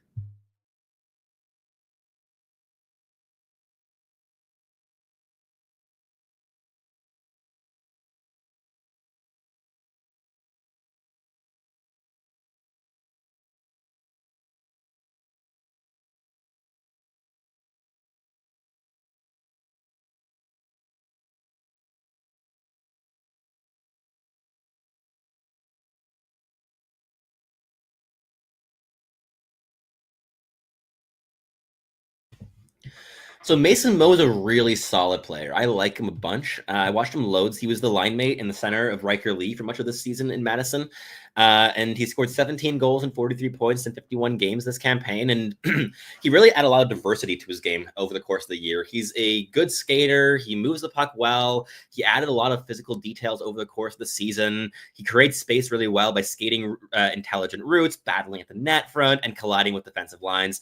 And he also has a cerebral defensive games. He pressures opponents into turnovers, passes, and overall is just pretty disruptive, I think, in the defensive zone. But I think it's that mobility, that a decent enough shot, especially like a snapshot, like in medium range, that I think is a threat to score. That physical profile that could still really grow more. I mean, 6'1", 186 pounds, but really good physical details. I think that he can also play multiple positions, whether it's center or wing. He's very adaptable, which is something to like. The Pittsburgh Penguins make a pick I like a lot. Another guy I've watched a bunch this season, Brady Peddle, big 6'3", 202-pound left shot defenseman who went on a big run to the Clark Cup Finals with the Waterloo Blackhawks this season. And he's a player that really rose for us throughout that run. Like to just shed a little bit of light into the ranking process at Elite Prospects. After the final hour of cutoff, there was still basically one more viewing I wanted to log, which was Brady Peddle. And I went and watched him. And then I just sent a message over to Mitch Brown, who was really organizing the rankings here this season, and was like, yeah, Brady Peddle has to be ranked. And just that was just ranked, period, like in our top 130, basically. And I was like, I'm going to watch more because I think he's better than just that too. And then Mitch also watched something, and Mitch was like, oh, wow, this guy really is sick. And he ended up at 82 on our board. So he went from literally being not ranked after our final ranking meeting to being 82nd on our final board because of like the playoff viewings that were being logged. Like for context, he scored 10 points in 62 regular season games and 10 points in 15 playoff games. He's not dynamic offensively, but he's 6'3", 203 pounds, really heavy player. And he plays with a mean streak. He's physically involved. He steals space away. He moves quite well. He has a good first pass, moves the puck up the ice.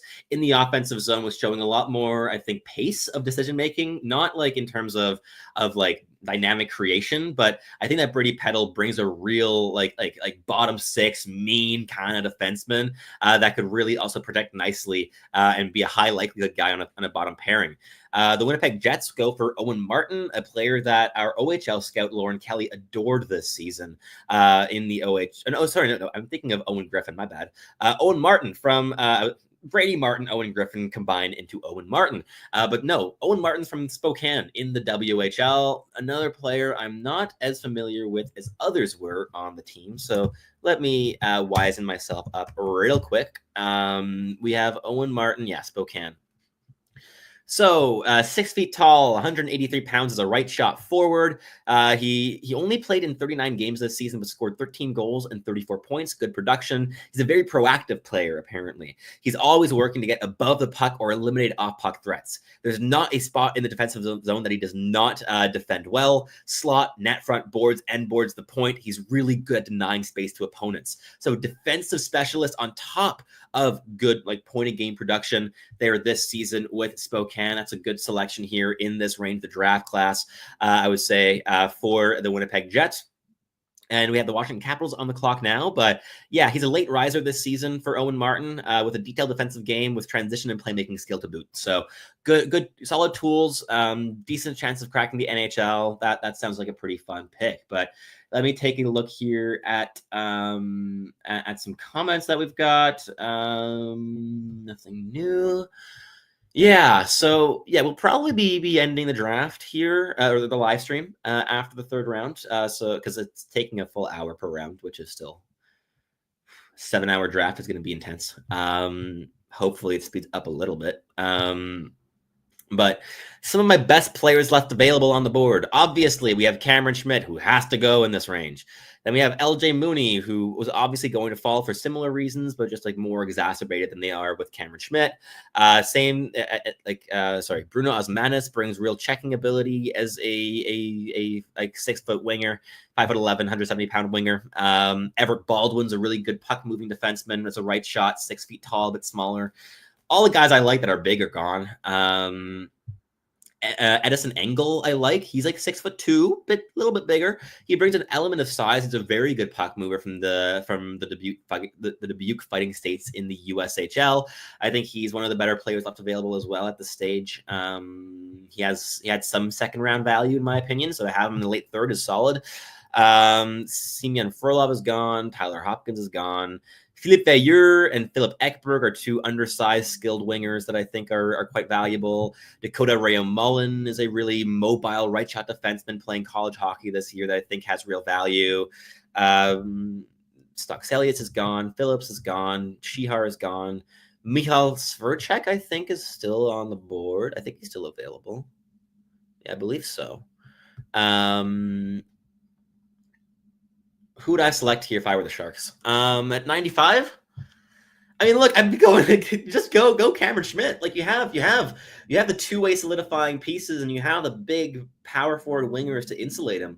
Like get him, and you got like a dynamic top six winger potentially if he hits. Like Cameron Schmidt, I think there's no reason not to pick in this range. If you don't want to go him, and you don't want to go tiny with like LJ Mooney. I think, look, if you want to get a checking winger, I think that there's real value in a player like Bruno Asmanis from Latvia. He's really solid. If you want to get another right-shot defenseman who can move really nicely, I think there's massive value here with Everett Baldwin. So I think like, if I were to give you two names here to look at, like Cameron Schmidt for like all-out offensive talent that like could be insulated by Michael Misa, Macklin Celebrini, Igor Chernyshev, etc. Like, yeah, makes loads of sense. But if you don't go him, then bolstering the puck moving on the right side of defense with a guy like Everett Baldwin, where you could have him on an opposite pairing from Luca Cagnoni and pair each of those with more stabilizing big guys, whether it be like a Shakir Muhammadulin on the left with a guy like Everett Baldwin. I think that could be fun. Yeah, Blake Vanek to the Ottawa Senators. So Vanek's interesting. This is the son of Thomas Vanek. So I feel old, considering I remember celebrating in New York City on my March break when the Montreal Canadiens went out and acquired Thomas Vanek at the draft. That was a very weird trade deadline. They also went and acquired, I think it was Devin Dubnyk for future considerations to play in the AHL before. Oh, finally, Cameron Schmidt. Okay, well, San Jose Sharks fans, I'm sorry, you're not going to get the option. He goes to the Dallas Stars at 94. Way too low. But yeah, Dallas, this is a home run. Like you're getting a first round. Like in terms of skill, you're getting a top 15 caliber player in this draft. Yeah, like again, like I'm not shocked. Like we see this every year. Like we've seen it with undersized guys in the past, and they always fall way further than even I think they're going to. And the same thing happened here this year. But I think the reason that with Schmidt it frustrates me that he fell this far is because not only was he the fastest player in the CHL this season, not only does he have the best shot in the entire 2025 NHL draft class, but at 5'7", he also has a killer motor. He's really violent. He's very physically involved. He's middle driven. He's not one of those small guys that gets easily forced to the perimeter. He has like a Brendan Gallagher-esque middle drive to him, and when you combine that with elite skating, elite goal scoring, elite handling, high-end playmaking, why not take that swing earlier? He's small, sure, but look, the Dallas Stars just got their Logan Stankoven replacement at 98th overall. And he has more skill than Logan Stankoven. Less likely to be playing than Logan Stankoven does Cameron Schmidt, certainly, but the Dallas Stars got an absolute home run swing here at 98. So, yeah, 94, doesn't matter. The San Jose Sharks, though, okay, I love this pick. So for my San Jose Sharks fans in the audience, Teddy Mutrin, let me fill you in. He's listed as a center here, but he's more not than, I think he's a winger more than anything. But he's a player I've loved this season. I had him ranked. He was an HM for me, but he was like top 80, top 80 guy for me, easy. Top 75 contender, easy. He's a player with a good shot, very intense motor, incredibly physical at 6'1", 210 pounds, very engaged. He plays the game the right way. And he was able to layer in a lot more, I think, like adaptability on puck as well as the year progressed this season. So he's a player, looked great to me with Chicago in the USHL. He looked great for me great to me as well with the NTDP when he went up and played with them, also internationally. So he's a player I think that's proven himself in multiple environments. He brings a level of finishing ability and overall snarl that I think that San Jose needed more of. So I think this is a great fit. And yeah, I think like maybe I would have gone for a guy like Bruno Asmanis ahead of him, but you're like the same profile of player, so you can't really go wrong here. Like Mutrin's also a strong straight line skater, bit choppy, I would say, like mechanically not the most gifted or refined. But he's very physical, heavy release, flashes of playmaking ability down the stretch. He looks like just a very easy to project bottom six winger at the NHL level. And yeah, I think he's really good. And like the quote of mine from a game report that was also highlighted in our draft guide this season was from this one play that he did that I just loved. I remember watching this. I was on a bus driving through the Rocky Mountains when I was watching this game, but I said, he picked the puck out of a scrum at the offensive blue line and barreled into the offensive zone with his shoulder lowered and an opponent on his back, threatening to charge all the way to the crease. For context, this is something that he does a lot in terms of just charging to the middle of the ice. Then, after that, what he did instead was he hit the brakes. Scanned around, and he found a trailer behind him, winding up for a shot in the high slot, and got right into his wheelhouse of Drew Schock for a goal. So he's a player that I think was really able to add layers to his game here as the season progressed. So I really appreciate this player. I think he plays the game the right way, and San Jose Sharks fans, he's great. And the final pick of the third round at 96th overall, we have Maxim Schaefer, a German player from Eisbären Berlin, going to the Washington Capitals, 6'4", 182 pounds. Not a player I've watched much this season, so let's see what the German boy has in store here as I keep leaning on the work of my colleagues at Elite Prospects. As always, please do go check out what they do. All of my colleagues at Elite Prospects are awesome, and yeah, go check out the draft guide if you haven't yet. If you want to learn more about the players that have been picked here today, the draft guide is the place to be. What was I? Yeah, Maxim Schaefer.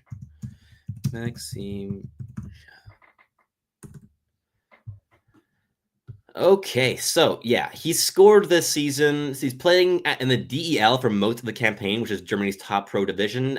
31 games with Eisbären Berlin, scoring a goal and 3 points. So not overly productive, but we wrote in the draft guide that this is a player with some really notable abilities, especially in terms of his aggressive forechecking, who delivers checks along the boards and has a strong net front presence. With some development as a skater and handler, he could be a good depth option.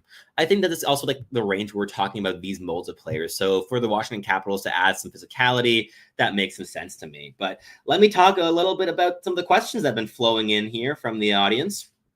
Yeah, finally Cameron Schmidt got selected. That took long enough. Let's progress to the fourth round. Another German, Julius Sumpf, going here, teammate of Caleb Desnoyers, and Lucas Beckman, a goaltender, going to the Ottawa Senators at 97. Awesome stream, says Teresa. Well, thank you very much, Teresa. And Anthony Mansano writes, Sebastian, if my Panthers trade Evan Rodriguez today, do you think that we can get a third round pick for him, or at least a late round pick, like a fourth, fifth, sixth, or seventh? Yeah, I mean, I'm not overly familiar with the cap structure right now. Like, is there a need to trade Evan Rodriguez? Is that why he's being shopped? Or was it just like a really down season this year? I'm checking right now because I'm curious, because I did not keep up the tabs. 15 goals and 32 points last year, which is right in line with how he's been playing, and playing like middle six to top 6 minutes as well. I mean, in the playoffs was playing top 6. Do you have to trade him for your cap space? Like, is this like a cap issue? Because he does make some money, right? But no, they have cap space. I mean, I don't think that you need to trade him. If I were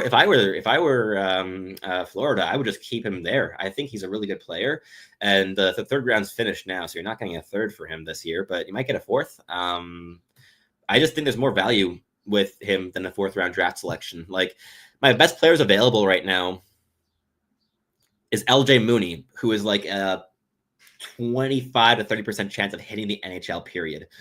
Bruno Osmanis, who's higher likelihood, lower upside. Like, we're at the range in the draft now, at the top 3 rounds, where all the super exciting players are off the board. Like, Cameron Schmidt was the last guy, right? Tristan Bennett, another goaltender, going to New Jersey at 99. And now we are at 100. So let me keep looking at some of these comments here. And got a question saying, where is Brendan McMorrow and how is he not picked up yet?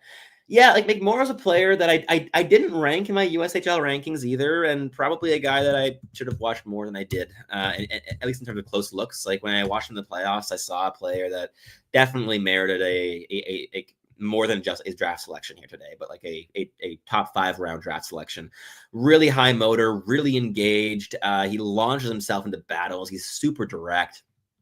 He's not going to be playing a top 9 role in the NHL, but in terms of like a fourth line energy guy, like, he's really projectable. But I think he's not picked yet because of the lack of upside, and teams are going for more of the upside swings here. And sorry, we have a draft pick on the board with no name. An American playing U18 Swedish hockey. That doesn't exist. I don't think that player exists. Who is this?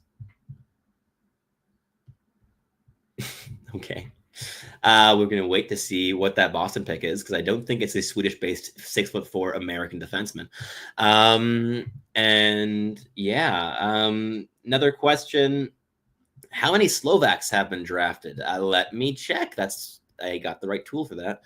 At Elite Prospects, shameless plug. Got a great site over there. So how many Slovaks have we got? We've got 1 Slovak so far. Only Mikhail Pradel so far. So I believe we still have Michal Svrček left to be selected, who I believe is Slovakian as well. We have, of course, Luka Radivojevic, who moved over to Muskegon Lumberjacks in the USHL this year, but he's a very good skater, good passer of the puck, but just doesn't bring that size, really. Okay, Drew Schott got selected by Anaheim. Who did Boston pick? Who did Boston select?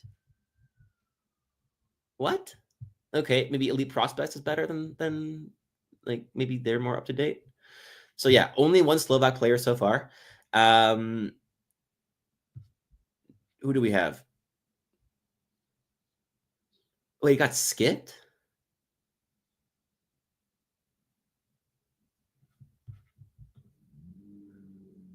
Who went 100? Is there a 100th overall pick? Is anyone watching the draft that can, like, fill me in? Because this is confusing. Adam Banach going to Minnesota at 102.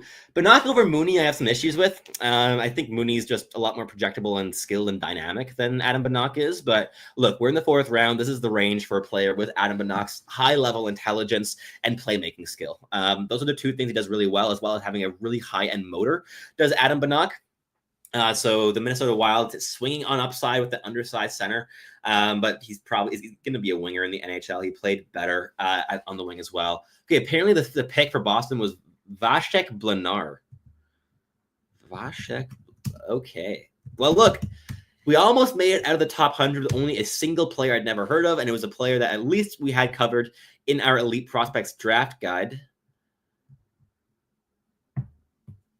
I can't even find his Elite Prospects page. Sorry, does this guy have Vasek? But does he not have an Elite Prospects page? No way.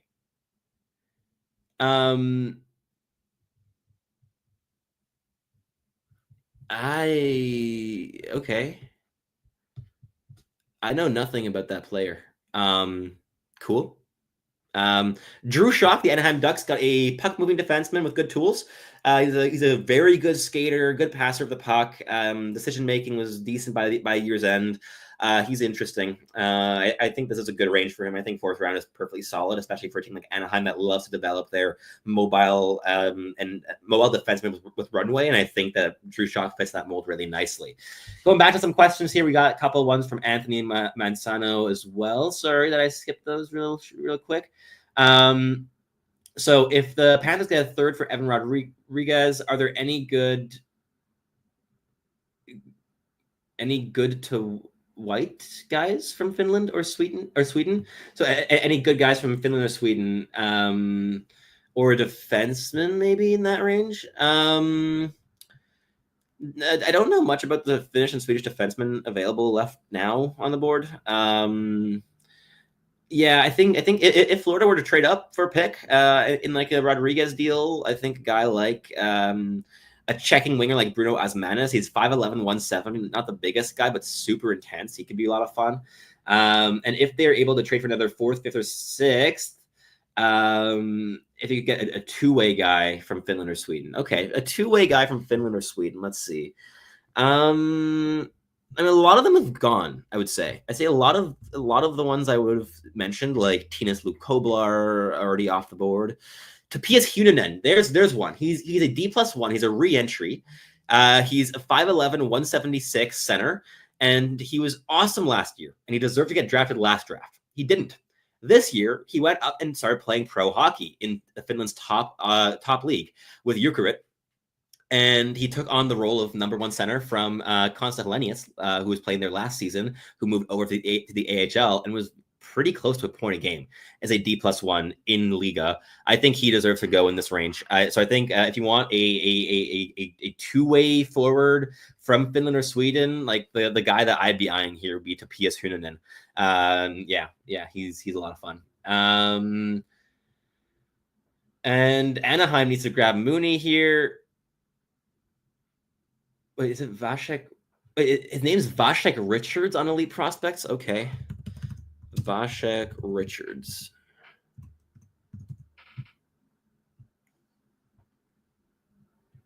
His profile has not even been viewed 10,000 times yet. Wow. But look, he's managed by Cortex, so, you know, they got good eye for talent there at that agency. So he played almost, that's why I haven't heard of him. He spent his entire season playing not just J18 Nacional. No. J18 region. And he got called up for J20 regional. So the way that the junior leagues are structured in Sweden, you have the national league, and then you have different regional leagues. So the regional ones obviously are playing against a lower tier of player, right? Because it's just the best players of the region rather than the best players of the country. And he's only playing in that under 18 league this season. And he put up, as a 6'4" defenseman, 21 points in 38 games at that level. So decent enough production, I guess, but very interesting. Not a player that was on my board. And the first player selected that was completely off our radar at Elite Prospects. So there you go. And the reason that his name comes up as Vasek Richards rather than Belinar is because he's a dual citizen between Czechia and the USA. So he's an interesting one. But let's keep on going. The Buffalo Sabres went out and selected Matus Kuharczyk, who's a hardworking. They're listing him as Italian.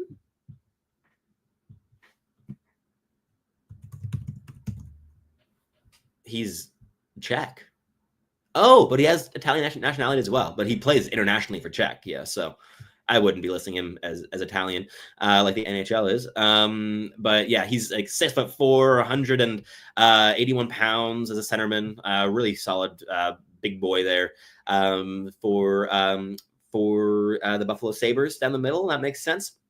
And then Elijah Neunschwander went at 104 to the Anaheim Ducks, playing in Swiss Junior League with Fribourg's junior team. 6'5", 199 pounds. I've heard some really good things about him from people that have watched him closely. So I like that pick, I guess, for the Anaheim Ducks, and they know what they're doing with their goalies. So I trust the Ducks there. And we've got.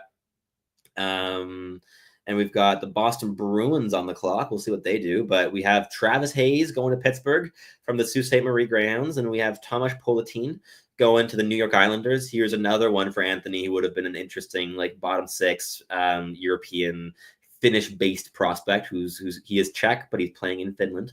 And then at 107, we have the Chicago Blackhawks going for Parker Holmes, a 6'4", 222-pound left winger from the Brantford Bulldogs in the OHL. So yeah, we're in that territory now, the draft, where you got a lot of big boys, a lot of swings on their guys. So we're completely exiting consensus now. So yeah, Got to adjust my board though slightly to see who's still available. So my best players available are at 51st overall, a little John Mooney from the NTDP. At 56, I've got Bruno Osmanis from Björklöven in Sweden. Everett Baldwin at 58, a smooth skating, puck-moving defenseman with good physical details from the NTDP at the end of the year, but played most of the season with St. George's. Owen Griffin's got to go soon. Yeah, I agree, Jay. I think that Mooney's got to go soon as well. Like we're definitely, like, if Bannock's off the board, Mooney's got to go now too. He's better and more projectable and more skilled in my opinion. Edison Engel has to go soon. He's a very mobile, underrated left shot puck moving defenseman from the Dubuque Fighting Saints. He's grown a lot. He's become more physical this season. He's intelligent, good puck mover. A lot to like there, I think, with Edison Engel. So those are kind of my top guys. And then you kind of fall into like the smaller skill boys as well, right? With Philippe Veilleux from the Val d'Or and the QM JHL, scored a load of points, got a lot of offensive tools going for him, but he's 5'9" and 165. You got Philip Ekberg from the Ottawa 67s, who was just dominant at the U18 World Championships, and I think just alone on that should be getting a swing here. He's very intelligent, but he was being coached by Dave Cameron all year, and if you watched Team Canada at the U18 at the World Juniors this year, you can understand why that's been a problem, having been coached by Dave Cameron all season long. He's just not been really given opportunities to show his offensive skills, and as such, the production hasn't followed. But even though he's undersized at 5'10", 168, I think there's so much going with this player, and I'd be taking a long, hard look at him in this range. He's intelligent, he's a good playmaker, and again, at the U18 Worlds, he scored... what was it? Yeah, 10 goals and 18 points in 7 games. Not bad. Not half bad. The Boston Bruins are on the clock. We got Detroit, Utah, Rangers, Panthers, Montreal Canadiens coming up. Okay, gotta start looking at who I want for the Habs pick here. Who would I pick? Who would I pick at this slot with the Habs? I like Osmanis a lot. I like Mooney. I really like Mooney. I like Everett Baldwin and Edison Engel. You know what? I think I'm just gonna go with some of my favorite USHLers here. Like Klingsell is still available. Yeah, he's also a really good player. Alex Wong. I have issues with him, but he's a fantastic skater. I would just take Dakota Maria Mullen way ahead of him personally, who's still available as well. Yeah, like we're getting into the thick of it now, right? We're getting into full-on nerd territory in terms of the players getting selected. Adam Bannock's gone, Brady Pettle's gone, Jack Ivan Kovic's gone. Got to update my board. Harry Nancy would be an interesting pick coming up as well. He's a big 6'3" center from the OHL with the Owens Sound attack. Brings a real level of physicality. I think he's a really solid bet as well to play minutes in the NHL. We got no pick here yet at 108 from Tampa Bay.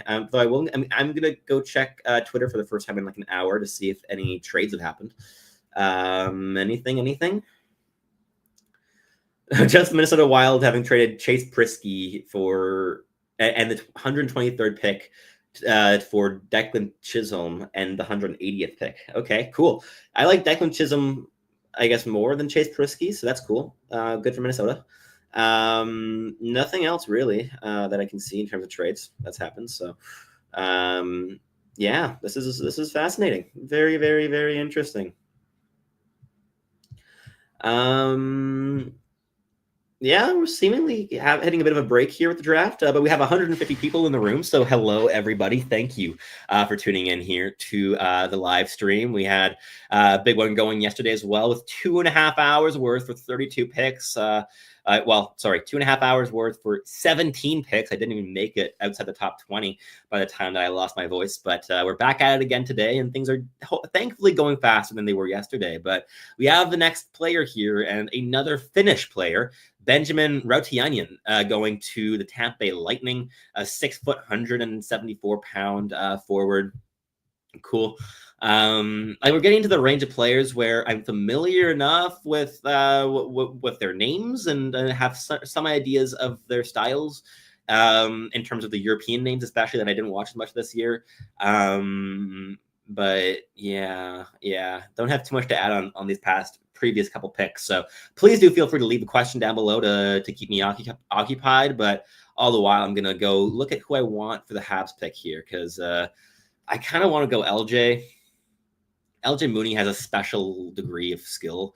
Brent Solomon, high school player going to Detroit, Minnesota high school. I want to say I watched a game of him, but it will have been one game of him.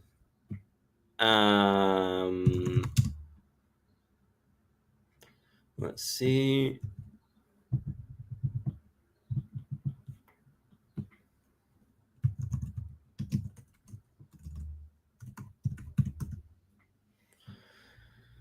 Have I watched him? I don't think I've watched him, but Daniel G, our crossover scout at EP, did watch him. So we had an F grade for us on our board. Did Brent Solomon, who was just selected by Detroit at 109. He is a player who has pinpoint shot placements, really good shooter of the puck, and activations in the high danger areas are the name of his game. But he really needs to up the pace, the physicality, the skating, the passing, the handling. Everything else is lagging behind the shot a little bit. So he's a sniper, but what more remains to be seen. Then we have Utah going for Yegor Borokov, Belarusian 6'1" right shot winger, which is cool. And got some questions here. Yeah, Rautiainen over Rimpinen is criminal. I agree. I think Rimpinen is a special talent comparatively. Anthony Manzano asks again, are these the players gone from Sweden at center? Gustav Hellstrom, I think, is still available. Theo Stockselius is gone. Hugo Ostberg? I'm not familiar with Hugo Ostberg. Yeah. Yeah, I'm not sure. Like for me, the top name on my list in terms of Europe of Finnish and Swedish based checking players for bottom six, Bruno Osmanis, who's Latvian but plays in Sweden, and Topias Hunonen, who's just excellent at the Liga level against pro competition in Finland this year. The New York Rangers select Mikael Eriksson, a two-way center, could have also fallen into that conversation there, Anthony.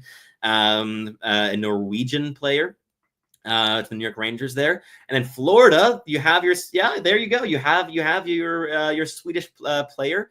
You have Mads Kongsback Clevo, and Montreal's on the board. So I've got to pick. I'm going LJ Mooney. I'm going Tiny again, I guess. I don't really have other options. I think that I love here above him. I mean, I like Osmanis a lot too. But you know what? I'm going skill and upside here. Give me LJ. Give me LJ. I just have the tiniest wingers in the world on my team. So got Schmidt and LJ here with this selection. Let's see who the Montreal Canadiens. Oh, they picked LJ. Let's go. LJ Mooney to the Montreal Canadiens. This I love. Okay. They got the player I was going to pick here with LJ Mooney. Fantastic. Oh, that makes me happy. So Little John Mooney, here's the rundown, folks. One of the highest motors in the draft class. Really intense. 5 foot. Okay, he's listed at 5'8", 160. He's more like 5'7", maybe 160 is right, but like 5'7". He's not 5'8". He's very, very small. But incredibly intense. Very dynamic skater, very dynamic puck handler. So he has these elite level upsides. And I think that's something that could carry him to an NHL top 6 someday. He's a really exciting player to watch. He's so much fun. I love this pick from the Montreal Canadiens. I think this is the kind of swing you take in this range. You go for the best, like the highest upside available, and that was without question LJ Mooney in my opinion here. So with LJ, you have a player who brings a degree of playmaking skill. He tries a lot. So with the playmaking, there's definitely some issues in terms of decision-making and selection and hope plays being like very, very frequent, but he's got that dog in him. He's a fantastic skater. He's a great puck handler, and he's absolutely fearless in charging into dangerous areas. So with him, I think that you have like a real high upside. So I'm just going to read you a little blurb from Elite Prospects here from our draft guide. A fearless attacker with an advanced defensive player, Mooney also surprises opponents with his industriousness. He pulls pucks off the wall with defenders draped on his back, charges the net at full speeds, rips away pucks in the defensive zone, and occasionally flattens an opponent with a big-time collision. Finding the best play wasn't always easy for Mooney this year, however. And concern about his vision and reads grew throughout the season.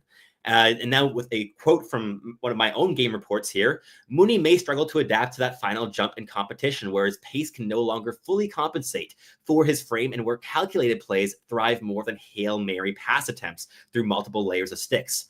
Simplifying his game and becoming comfortable creating inside contact around the slot will be paramount. If he's able to do that, you're talking about a guy with shades of Tyler Johnson and Connor Garland in his game. Like, this guy has real upside. He works so hard. Fantastic skater, dynamic handler, got real pace off the rush. Great selection for the Montreal Canadiens at 113th overall.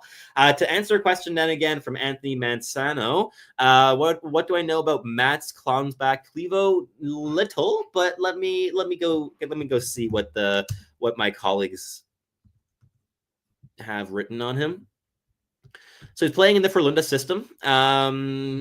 He's a player that I don't believe we ranked, but we had as a C grade. So he was close to being ranked for us. He was in the same tier as guys that did get onto our final board. He's a toolsy, above average skating two-way winger who shows finesse in transition, could have more untapped offensive upside based on his late season performances as well. That sounds pretty exciting for me if I'm a Florida Panthers fan with Mats Kongsback-Clevo. So he can play both wings. He's toolsy, he's quite raw, but he's a transition ace with high-end skating. That, I think, fits in nicely. He's big, he's physical, 6'2", 194 pounds. That sounds great in terms of a fit for the Florida Panthers. Then we've got, let's see, any other comments? What do you think about Maddox Labre from Victoriaville? I mean, I like him. He was the favorite player of my very good friend and colleague, Hattie Kalakash, this season. He was the person in the public who was highest on Maddox Labre by a country mile.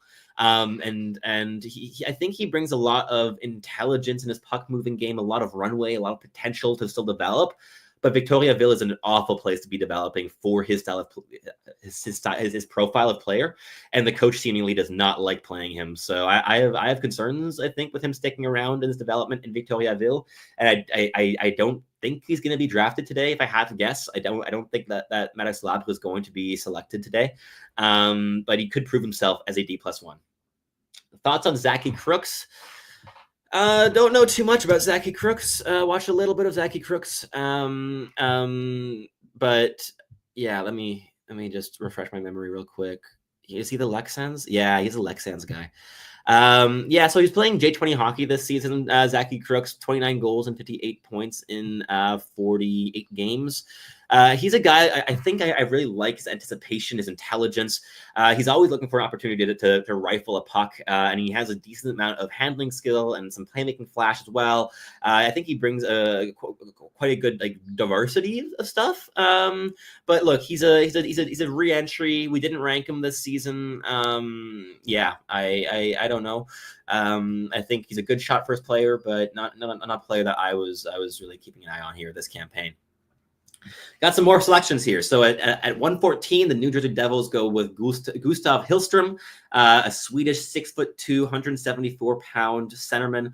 At 115, San Jose goes with a big Russian, or a 6'2" Russian defenseman, Ilyas Magomed Sultanov, a fantastic name and a good player that I think is certainly worth a slot in this range. Samuel Meloche, a Canadian goaltender from Rouyn-Noranda, went to Buffalo at 116. The Edmonton Oilers selected a big, physical, checking German winger, David Lewandowski, at 117, not related to Robert Lewandowski for the other soccer fans here. And yeah, I think that's a great slot. Like in the fourth round, that's great value, I think. And yeah, I think that's a lot of fun. But I'm still hyped about the LJ Mooney Montreal Canadiens pick. I think he's going to be a great fit in Montreal with the way he plays the game, the way he thinks the game, the intensity. Yeah, awesome. Linus Funk goes to the Colorado Avalanche, a defenseman here at 118, playing in Sweden with Luleå's junior team. And I think like we're probably wrapping it up here with the live stream. Like I was earlier saying I was going to end it with the end of the third round, but we had more and more people coming in, so I wanted to make sure to keep going here into the fourth. But I'm losing my voice. I've been talking for almost 2.5 hours yet again, as I did last night, and I still have about like 10 podcasts to record in the next 48 hours. So my voice, I have to protect a little bit here. So I think I will be signing off here slowly. I'm just going to answer the final questions that we have in the chat and see any other interesting picks that happen between now and then. And probably we'll exit at that stage. But Jay asks, how did you get started in this, and what did you major in college? Thank you for a personal question. I appreciate it. So I got started in this during the pandemic, 2020. I've always been a big hockey fan, so always loved hockey, and I got into like hockey blog writing in like 2018 with Habs Eyes on, with a winning habit, a Habs blog, and in that, I kind of found my niche as the thing that I found most interesting is being draft season and getting excited about the future talents coming into the National Hockey League. So my process was very much kind of getting started with that, writing articles, kind of doing like mocks of like who the Montreal Canadiens should be selecting and those types of things, and just keeping an eye on the draft. And then I started reading the very first Elite Prospects draft guide in 2020, and that got me hooked. That was really a hook for me. So it's definitely fun to now be working alongside the scouts that got me started into this in the first place. That were also major source of inspiration to getting into this field. And then I just started doing this independently. So until like May of 2022, I wasn't affiliated with anyone. I was just scouting on my own terms and watching what I could. But largely my rankings were also built off of what I was reading rather than just watching. So it was more secondary, like secondary research rather than primary research. So if we're taking like an academic term into this, scouting is very much a primary research field here, what I'm doing now. But previously it was more like reading what other people's takeaways were and kind of make my own evaluations based off of those profiles on what I valued. And then I joined Delver Prospects in 2022, became the head scout there like 6 months later, which was kind of got thrown to the fire a bit quick, but really exciting to be able to work alongside so many bright minds and just talk hockey and to be able to lead a draft team was also like invaluable research. I mean, as a 21-year-old, 22-year-old, being in a position where I'm leading discussions and meetings of 14 people and trying to make sure that everyone gets their voices heard. That's something that I don't think many people really get the experience or the opportunity to do at this young of an age. So very grateful for that. And then last summer I moved over to Elite Prospects. And I've been very, very happy there ever since as a USHL scout. And next season, I'll be transitioning a little bit in role from just USHL scouts to overall USA scout. So I'll be covering the college boys as well. So Gavin McKenna and Ryan Rubrick and all the big names, Keaton Verhoef, I'll be watching loads of in the summertime and then all the way through to next year's draft. But in college, I'm a Carleton University, Ottawa, Ontario alum. Grew up in Montreal, but moved away to Ottawa just 2 years down the road, 2 hours, not years, 2 hours down the road to Carleton to study history. So I'm a history major, which is perhaps a bit different than other people in this field who do like sports management and stuff. But through the entirety of my degree, I was basically my focus was split 3 ways between scouting and school and a part-time job to earn some money. But yeah, like I think that like the research skills I was able to learn with a history degree were incredibly helpful for scouting. So much of it is extracting information, drawing conclusions, building arguments, and all of that has served me wonderfully here as well in scouting, and also in the podcast here in this format here in terms of being able to construct coherent arguments, hopefully most of the time. I think that my history degree helped a lot for that, and I got my diploma there last November, so very happy to have completed my studies there for now. Might go back later on, like 4 or 5 years time if I want to, but for the time being, I'm very happy focusing on hockey here. But another question here from Anthony Mansano. Sebastian, do you think eventually teams are going to try to copycat what the Panthers are going to do, drafting more two-way guys on both defense and forward instead of dressing these one-dimensional guys. But yeah, I definitely think that teams are copying that. I think we're seeing that on draft day today as well, of seeing an even bigger push in that direction than we've seen in previous years with guys like Cameron Schmidt falling further than they should. I think there is a level of copycat here. I also think that you have to have your skill somewhere in your lineup, right? Like with the Florida Panthers, you have the luxury of having your skill in players that are like Sasha Barkov, who wins the Selke, and Matthew Tkachuk, who's like the league's best power forward, and Sam Reinhart, who's an elite level sniper. Like you have a lot of that wealth shared among elite talent up the lineup. I think other teams just aren't going to have the luxury of having that caliber of player, or that many of that caliber of player to build around. Even a Gustav Forsling on the blue line is just so fantastic.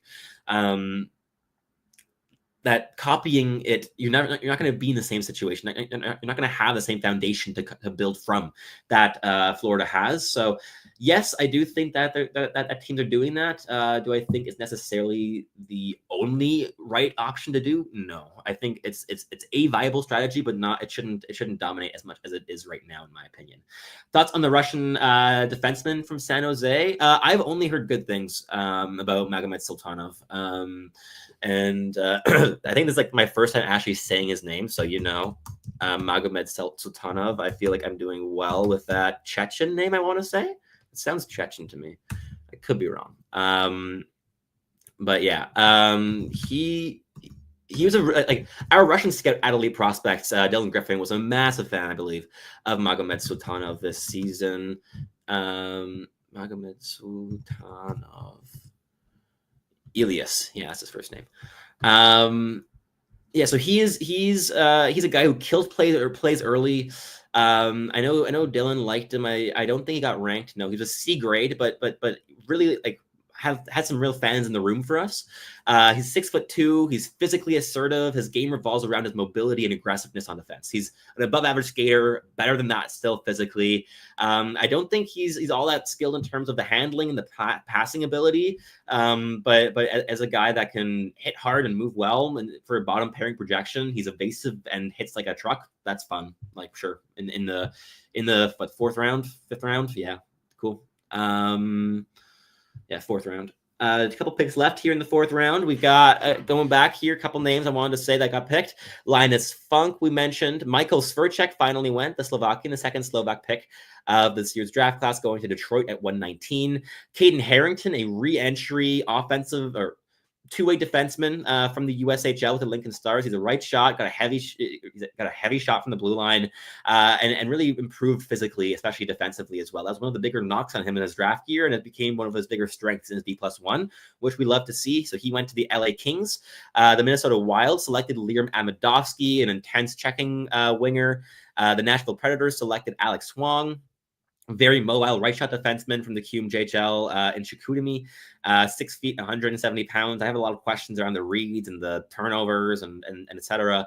But in this range makes total sense. I think that just Dakota Ray Mullen's better value though. So I'm surprised that he's gone before Ray Mullen.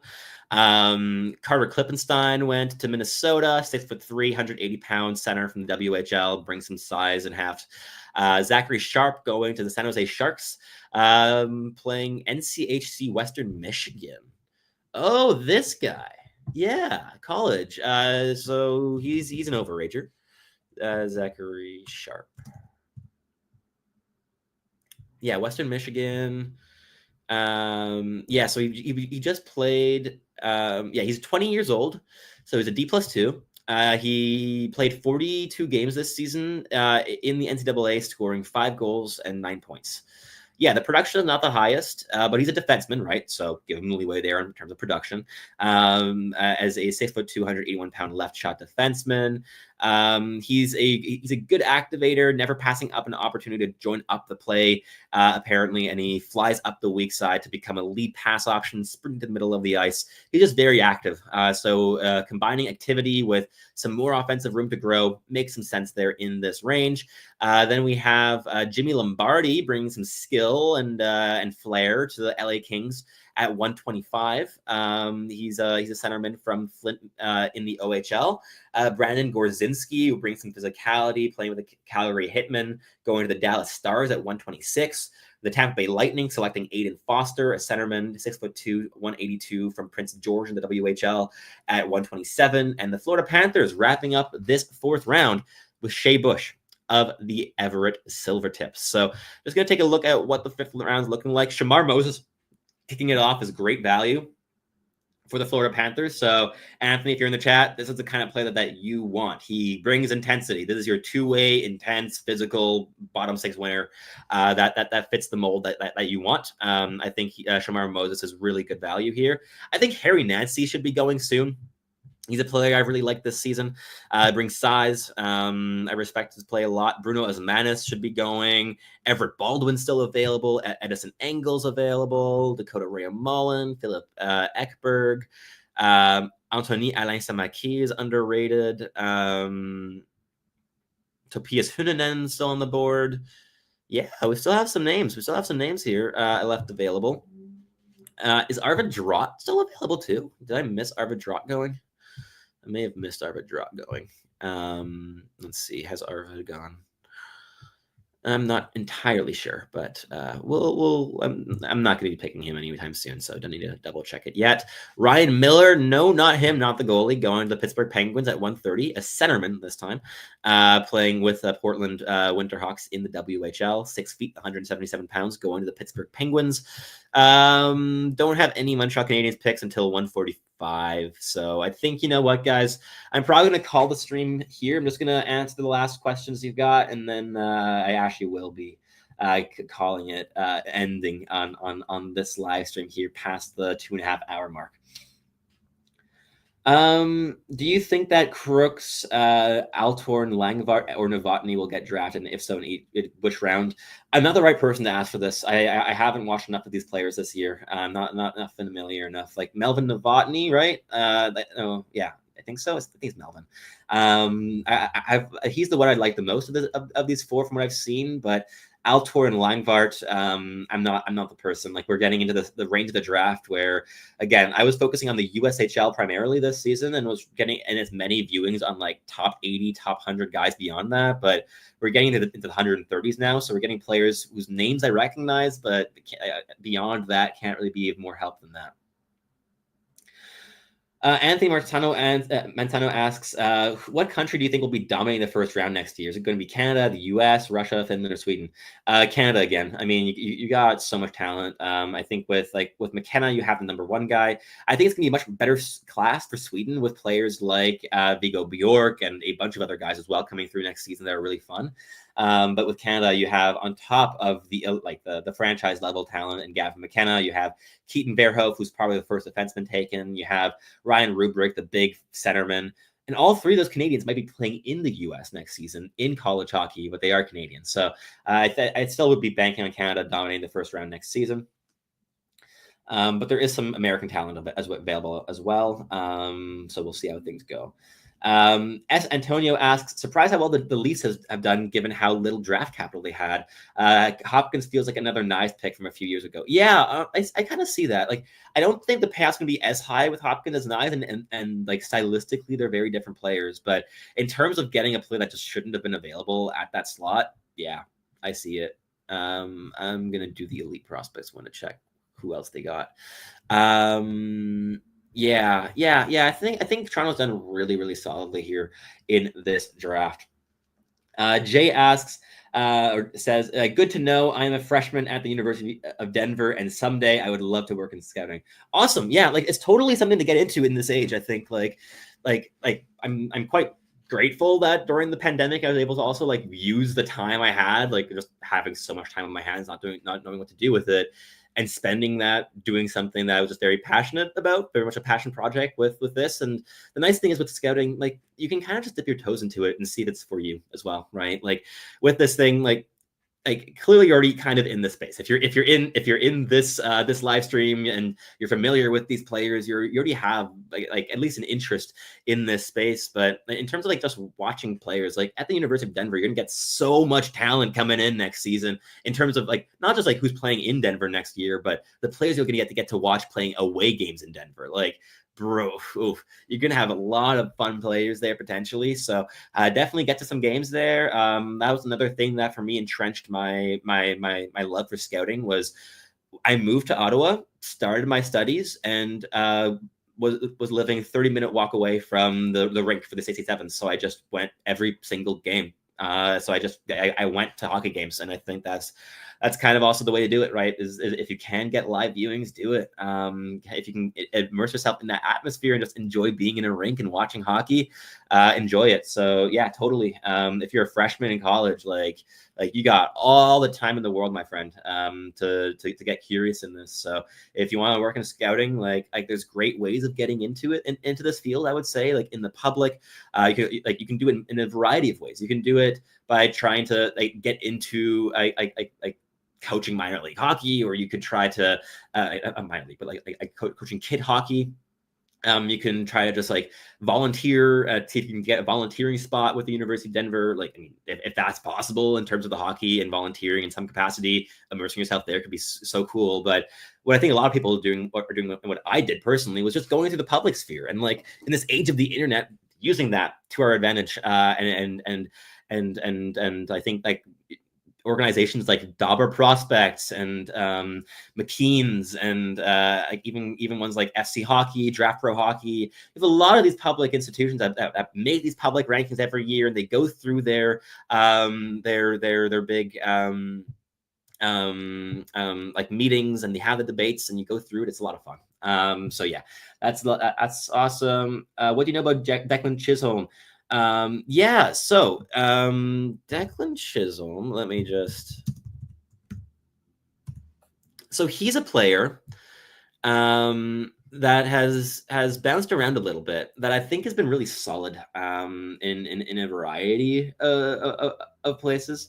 I thought he was decent last year in Minnesota, but clearly they're not holding on to him for too long. So maybe that's a bit of a red flag, but he was really a high-end prospect or an exciting like bottom three defense prospect for the Winnipeg Jets for a long time. He's a guy that 6'1", 190 pounds, doesn't bring that like separating level of physicality or anything, but I think he's a solid get. Ducks McQueen pick, awesome, great pick. He's a guy that I would have picked there. He's a guy that I thought that they were going to pick there. So all around awesome, and flying him out to Disney World via helicopter to meet Lightning McQueen is just hilarious. Yeah, with the Slovak players, like we're only at 2 so far, guy. Like we only have two Slovak players selected so far. We have Mikhail Prdel and Mikhail Svrček.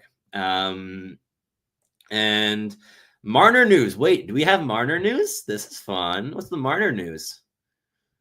Oh, wait, Vegas? Sign and trade possibility with Mitch Marner, Vegas. Likelihood of it happening, hard to say. Oh, Nick Roy will be going to Toronto to get if this gets done.